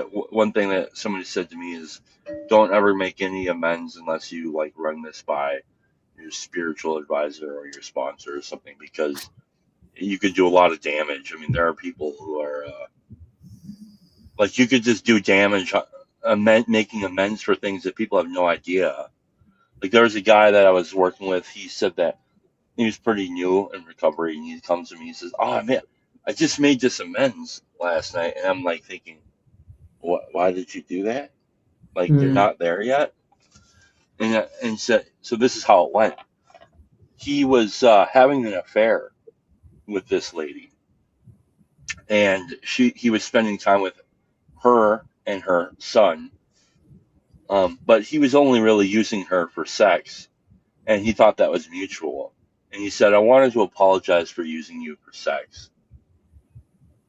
But for her, it wasn't mutual. That wasn't what the case was. And so it just caused more damage. And he couldn't understand why she wouldn't accept his amends. And so that's why it's really, that's not that was an inappropriate thing to do. So, yeah, and then, I don't know. I think the amends are probably the most fruitful practice out of all of this stuff. But yeah, I think the whole program is basically born out of the amends process, really.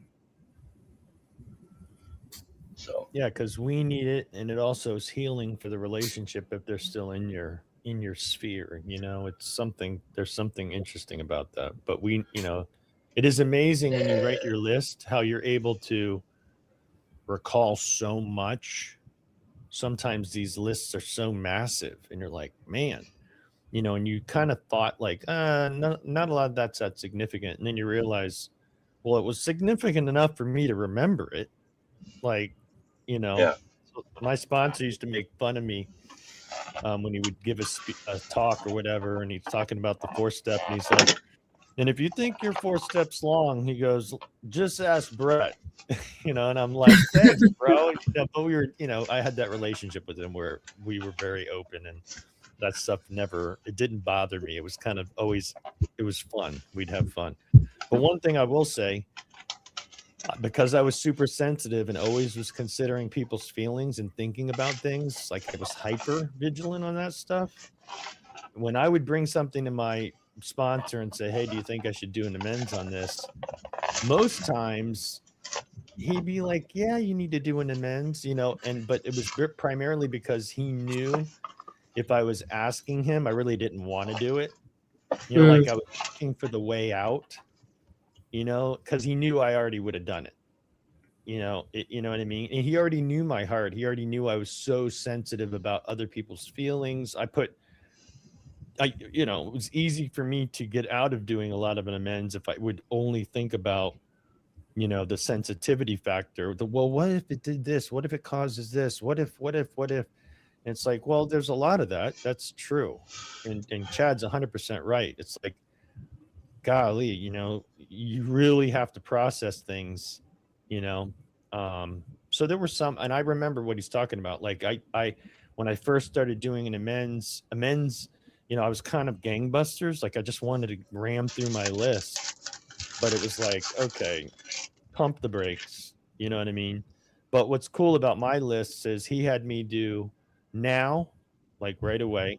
He had to do when it's possible, and then never list. A lot of times it was never going to happen because it was too tender of a situation, or if the person's dead, I'd have had to write a letter. So like it was kind of one of those things where I already had my now list ironed out. I spoke to him, kind of already went through this with him on these are definitely ones you should do, and the maybe list or when it happens list, was already kind of worked out, as far as, so like they never really made my list if I shouldn't do them, you know what I mean? But in hindsight, like with that one woman that I did an amends with, and she was crying, like, I don't know whether that was a good cry or a bad cry. I have no idea. Like I didn't pry into the feelings category. But maybe that was not a good amends. Maybe I should not have done that one. I don't know. But yeah, it's very tricky to a degree, walking through recovery new. There's something that Father Ed Dowling said to Bill Wilson. Father Ed was a Jesuit priest who wasn't an alcoholic, but he really loved what those guys in New York and Akron were doing, and he became very close with Bill. And he said he was like Bill's spiritual father in some sense. And he said that it's not the things that men do that get and keep them drunk. It's the things that they leave undone. And that's kind of like, that makes a lot of sense to me. And like in the case where Brett's talking about, maybe, you have to, it says, if a person can't be seen, we write a letter. Now, it doesn't even necessarily say that we send a letter. So, but there is something about the action of taking action. And I don't know what that kind of does to the mechanics, the spiritual mechanics of reality. I don't know. Like I write a letter, I take the physical action of doing that, and then putting that letter in the mail. Maybe they don't have an address, but maybe just put it in the mail. And those kinds of things, I don't know. I know that sounds like a bunch of bullshit to some people, but I've seen some really crazy things happen when people do those sorts of things. And that's about, I think that's the That's the active mending of the world. And those are, the reality of that is far deeper than I think we can comprehend.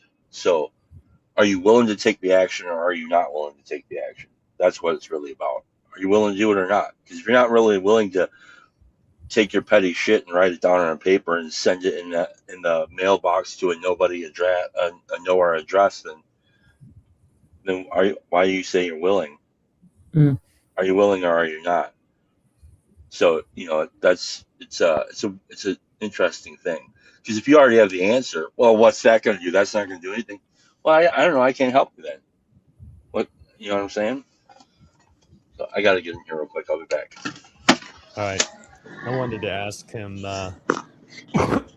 about if he ever received an amends that he wasn't expecting, like in your case, like you were on the side of the amends process, like you were receiving an amends, and because I obviously had more experience with giving an amends and making an amends, there was only one time that somebody came up, or reached out to me from the past that wanted to make an amends. I'm talking about from the past, like not like I've had amends done to me by my family, like my mom and dad, like I had those things, like what you were talking about. But a random person that was writing their ship, to contact me, you know what I mean? So I'd not experienced it. So it was like when it happened, it was like, okay, I know what this is.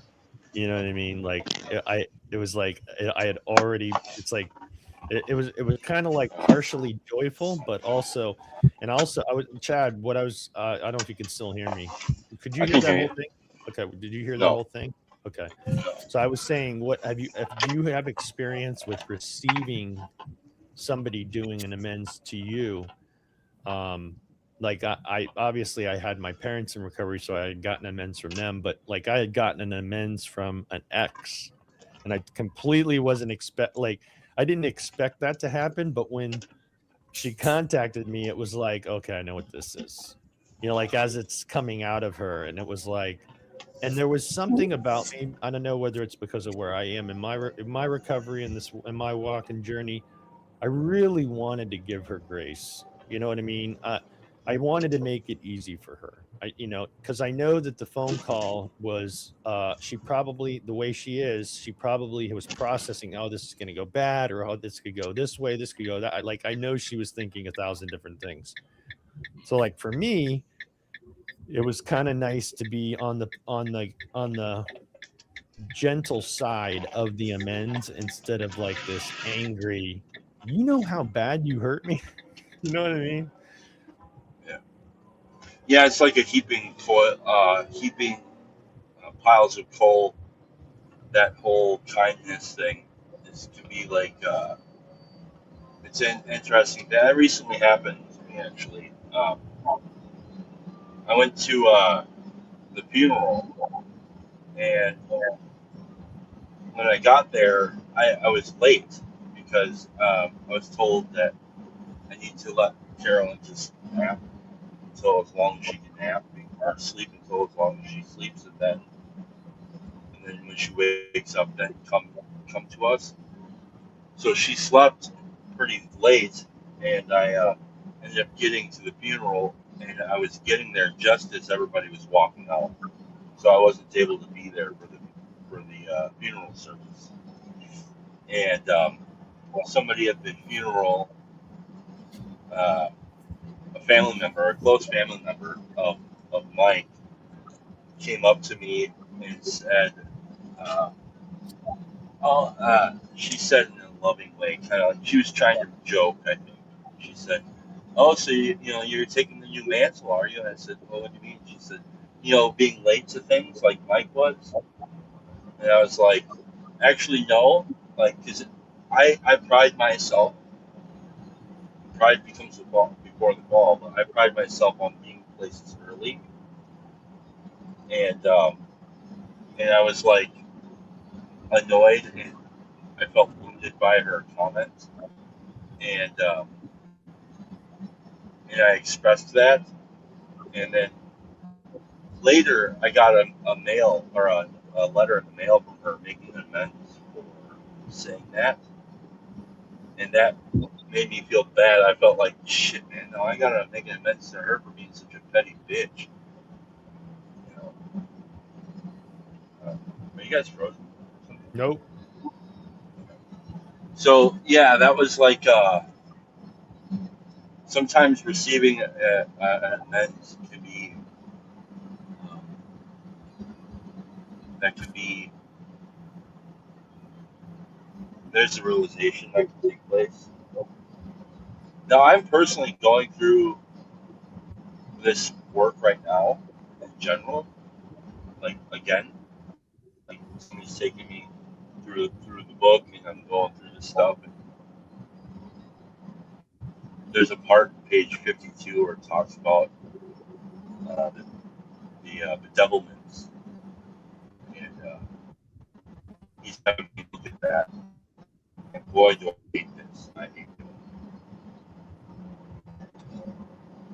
because I realize that there's so much distance between myself and God right now, and probably most of the time there is. And the weird thing is like I don't have there's like no lack of faith in the existence of God or the love of God. I just can't seem to accept my relationship or my place with Him. And I hate this kind of language because I don't like saying things like, oh, I have low self-worth or things like that, because I just think that it's so, there's something kind of like, there's something about that annoys me. But like, yeah, I know this is off the topic of men's, but the point I'm trying to get at is like these things stack, and it's important to look at all of this in a way that the process helps to unfold. So, yeah, I don't know if I'm being helpful there or not. Yeah. But then there's another instance where I did make an amends to a lady. So I mean, have I told you the story about the time I stole money from the lady who I cleaned out her barn? You guys familiar with that story? No. When I was like 17, this lady hired me to clean out her barn. She paid me to do this, and I was cleaning out her barn. And like buried in the corner of that barn was an old wooden box that had a bunch of old, like really old coins and old dollar bills.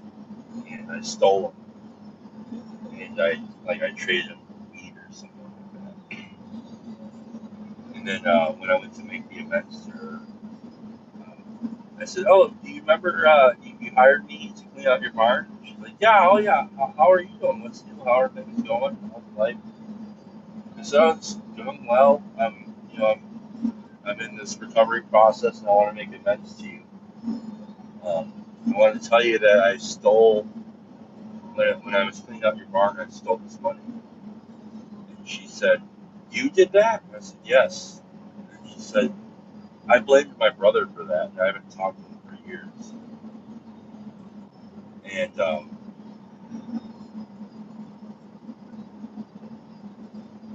so it's important to make the amends because you don't know what kind of damage you've done. And you also don't know what kind of repairs can take place when you just make an amends. That yeah, you can have an influence on how the world repairs itself, even to people you never know. So that's, I think, the whole stuff is we tear the world apart one thread at a time, and it's not them doing it. It's me. I can't be responsible for them. I have to be responsible for them. You know what I like about what you were talking about is it reminded me of how close I was in my relationship with Christ when I was actively doing that. It's amazing how he was, he made himself definitely known that he was there through all of those amends process, that process, not just for me, but also for the person that was receiving it. And so like when I do get to those places where I'm like kind of feeling like I'm at a distance with God or there's something separating me, I'll never forget. I'm not going to call the person out by name, but I was throwing this out. I'm like, I've got this disconnect. And the thing that they asked me was, how is my prayer life? And how is my, and how much am I doing? And how's my Bible reading? Basically, like, am I getting into the word? And it was like, I completely wasn't expecting that, because at this point my prayers had gotten to a certain regularity. There was a rote it was kind of, like I had a patent thing that I'd say for my sobriety, but then I kind of would go in a little deeper, but it would be, maybe it wasn't quite as heartfelt as it was when I was first getting sober, let's say, where there was this desperation, this prayer that was much more deeper. There was I wanted more involved in my conversation with God. And then the reading of scripture thing, it was like, yeah, man, I used to have this great morning devotion program, and it was like, for some reason, one thing led to another, and now I'm not really doing that anymore. I'm not starting my day that way. And so like, that was man, and so kind of getting back into that has really helped me. It's almost like it's kind of like I was kidding around this morning about starting the day off with monitoring the situation. Like, it was a pretty rough monitoring the situation this particular time. And it was kind of depressing. It was like, this is not how I should start my day. Like, what does it matter with me? Like the short window of time I have when I'm awake before I maybe go online or before I go out into the world. It's like, he's got something so much more that he wants to say to me before I start engaging all of these topics, all these people, the things that may get thrown at me randomly. You know what I mean? So it's like setting myself Yeah, we up. got to be careful the things we pray for. It's like we got to be careful for the things we pray for, because we might always be praying. What do you say that again? I lost you a little. We got to be careful the things we're praying for, because we might always be praying and not know it. Unpack that a little more. Like, I wake up in the morning and the first thing I do is not pray, but turn on YouTube. It's a form of prayer. Maybe I'm just not admitting it. It's definitely signaling what's important to me, right? Yes. Yeah. And I don't see how there's much of a difference. Now, like, whether it's intentional or unintentional prayer, you see what I'm getting at? Yeah, 100%. It's where are we giving our attention? Like when I was listening to that thing yesterday when I was mowing the lawn, those guys, I could not believe how enamored they were with that stupid AI video. I couldn't believe it. I just like, are we this dumb? It's an age thing. I sent it to my dad. I figured my dad would, get more into it. Did you watch that, Megan? The monitoring the situation?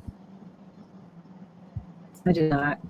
Yeah, No. they had this AI video that was kind of like nostalgic of the, 70s, 80s, like of how people saw America and like basically a call for, are we going to survive or are we going to fail? What are we going to do? We have a choice here. I like the sentiment of the video. I like the sentiment of the video a lot.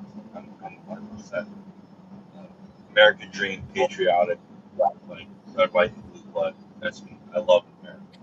I don't like the video.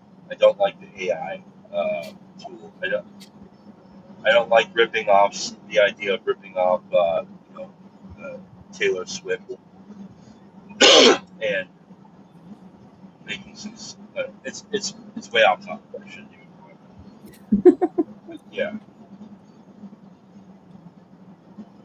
But yeah, so I was just trying to get at the whole, again, like what are we attending to? What are we praying to that we don't understand or recognize or engage in any kind of prayer? For a long time, I thought that, and I think I still do sort of, I thought that all thought, all internal dialogue was prayer. And so I think that's why it's really important to like attend to that, because I think a lot of people think like, oh, when I am praying, when I'm taking time to pray, I'm doing it right. But then it just like me when I was young, going to church, going to mass, I was like in mass and it was awesome, but then I'd leave mass and then you just go back to normal day to day, honking at your neighbors, saying things you don't mean, whatever. And it's like, I think if we were able to think more of everything that we're producing in our mind and in our spirit is prayer, then we'd like care a little bit more about the mundane things that we're thinking about, the imagery that we have going on in the background. Just like, it's like, oh no, I was just daydreaming. It's like, or you were like creating something, you were making something of the world, of your own personality. And do you know what you're doing when you do that? And I think most of the time the answer is no. And so obviously you don't want to be neurotically like, oh, I want to make sure I'm thinking the right things all the time. But cultivating that attention, I think is paramount. Especially during this time where we can just be on our phones and scroll and be passively thinking about anything. I think that's creating something. I think you're praying to, talking about idolatry, I think we're praying to something when we're scrolling. And we don't see it that way. And I think if we were to reframe it, we'd all be seeing ourselves as much deeper and more often sinners than we would admit to. So my thought on the idea, the notion, like what Teo's talking about, is I definitely believe we're participating in something, right? I wouldn't go as far as to say that what I'm participating is prayer, but it's definitely, you could argue, maybe more of a form of worship or idolatry. Like, this is clearly the most important thing, right? Like, this is what's important, especially if I allowed it to take the place where, I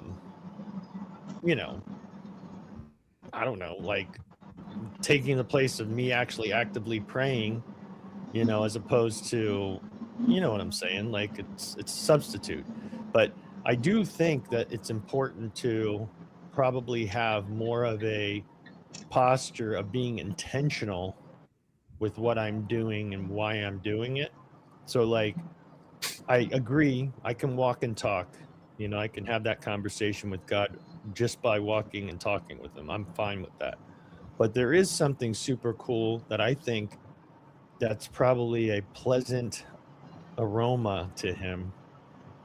When he has me broken at some of the most broken times in my life, and I'm like all in, man. I am literally on my knees, face down, in total, an actual visible submission. Nobody's seeing this. This isn't like a display in front of the window in Babylon. It's just, I literally am just so humbled by how I feel and how I want to interact with Christ at that moment, right? And so it's like, it's this weird thing, this intentionality, this significance. I think that those moments may have a more special aroma. I don't think it bothers him that you bring everything to him at all times. You're struggling with a color that you're going to paint your room. It's really tormenting you. And you're like, help me out with this. Like, I really am struggling with this decision. And I used to make fun of people that used to tell me that they're praying for stuff like that.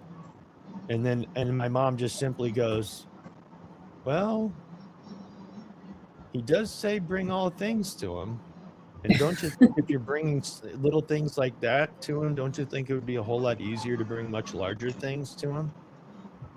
like if you have that repetition in your life. So I realized, like, golly, I just see things so screwed up. Like, I'm only bringing the important stuff to God. You know what I mean? Like stuff that's really important.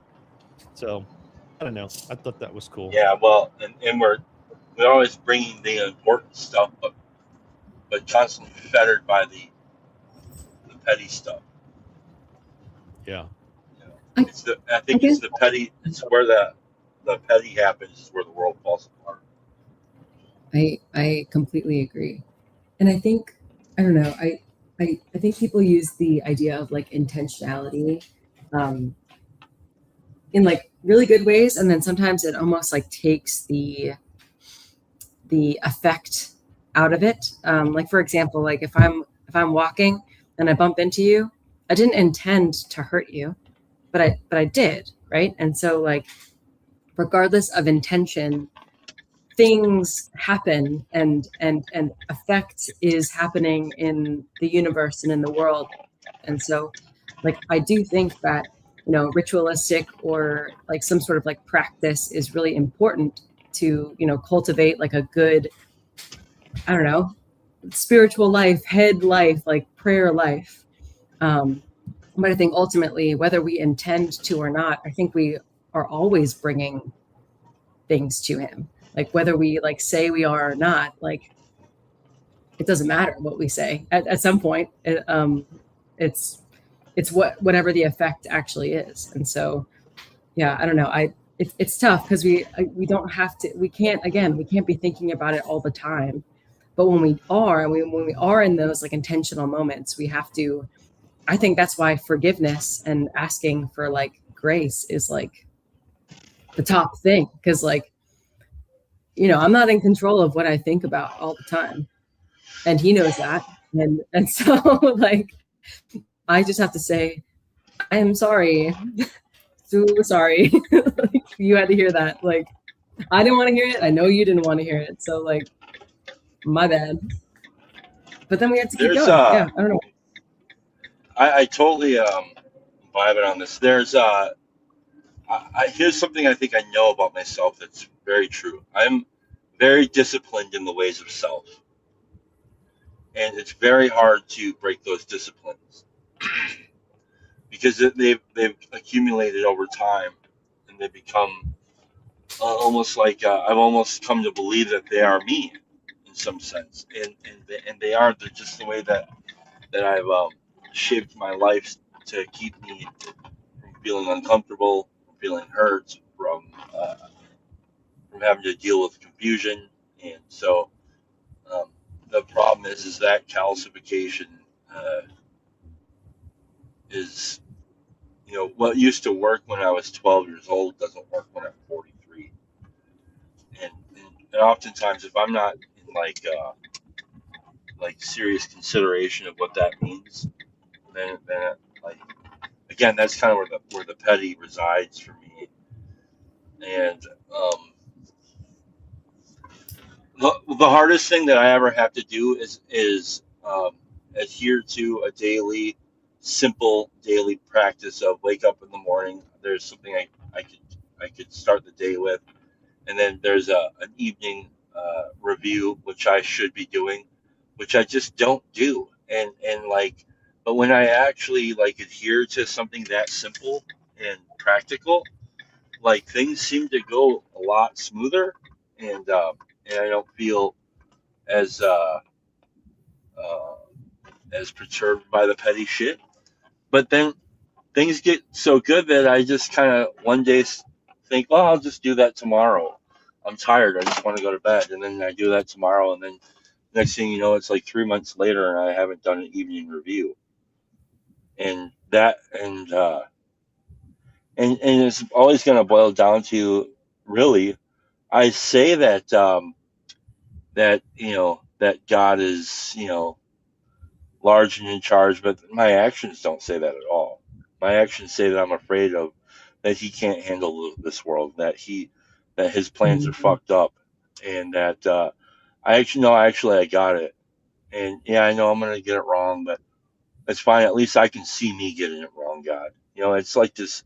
And before I was right before I was had my conversion, my capturing of Christ, I was plagued by the spirit of Judas, and I had this deep kind of like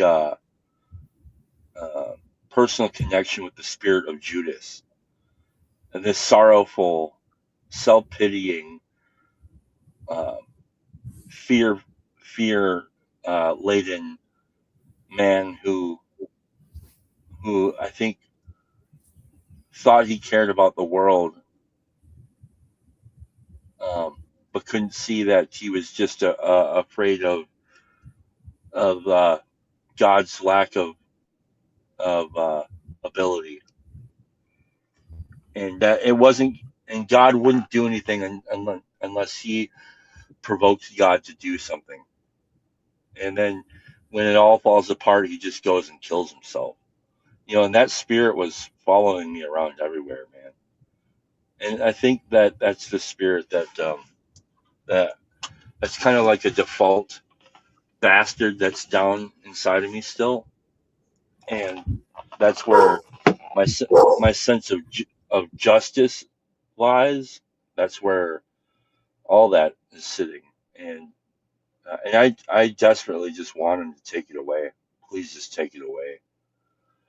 I don't want this anymore. I don't want to have that anymore. It's exhausting, and I can't, so. Thanks for sharing I that. gotta go I to can work. relate. I can relate, brother. Just want you to know that. See you later. Have a good Thank day, you. man. Later.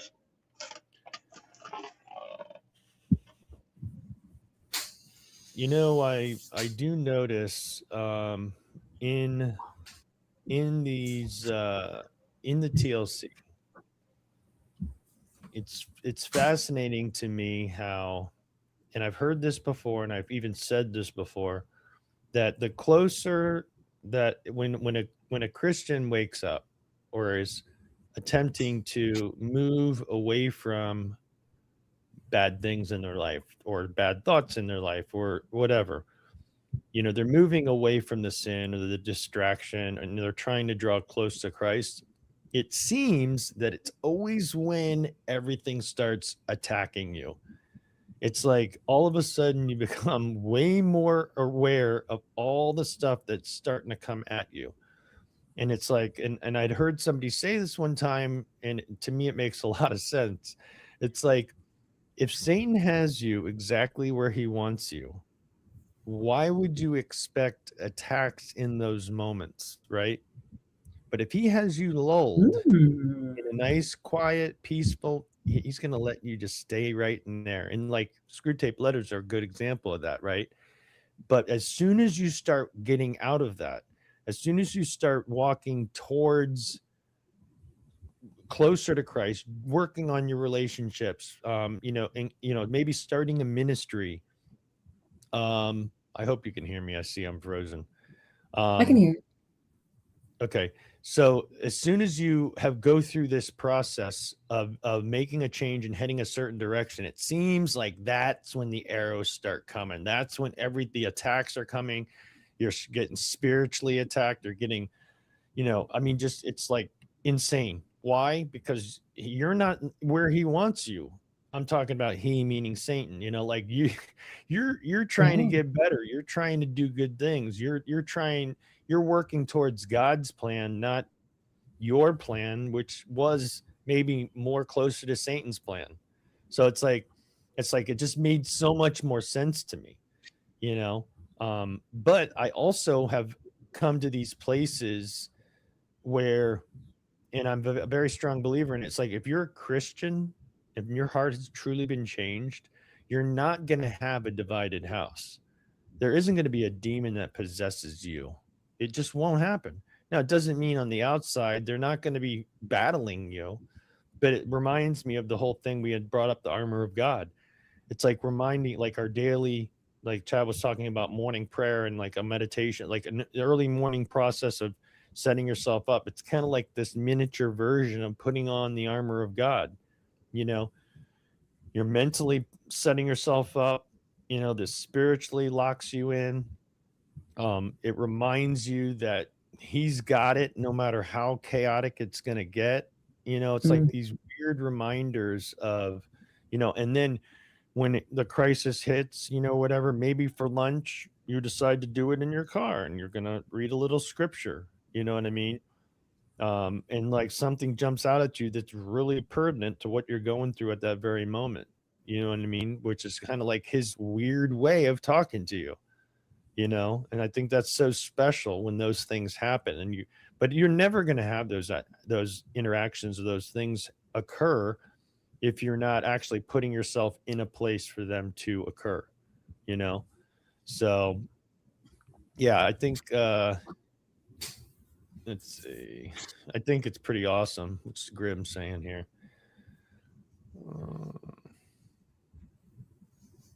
I like that. I got a lag. Get a cup of coffee with a prayer on the inside that gets revealed to you. Gets revealed as you empty it. Yeah.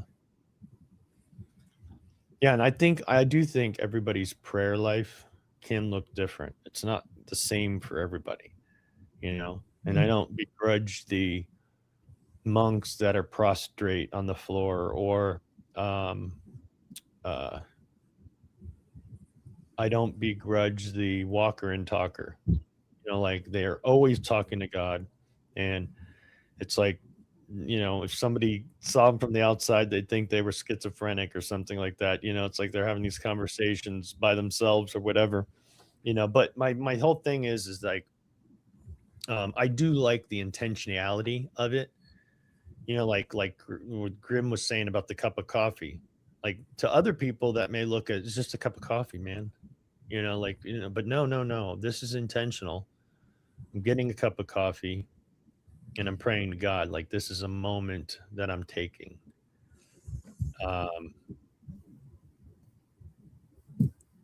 Yeah, Yeah, I but think I for also long. think I might be misreading it. He might just be saying hit the coffee Ko-Fi link at the bottom. I think I was always sort of stuck in it has to look a certain way. Like if I'm not doing it a certain way, then I'm not really like doing it. But I'm starting to learn that I think like everyone has their own process. Like if you need a coffee cup, you need a coffee cup. If you need to like do 2 hours of like sauna heat meditation in the morning, then you need that. It's like, I don't know. I think I would always put a lot of pressure on. It has to follow a script that has been done before. And I'm starting to realize that doesn't or has not like worked for me. And so just like trying to find the ways in which it like works for you is really the only thing that matters. Like it doesn't have to be like perfect. Neil. That'll definitely get your day started. I'll tell you that much. What kind of day you're going to have? I don't know, but it definitely gets that day started. Yeah, that's the wrong kind of high we were looking for, just so you know. You're the best, Neil. Oh,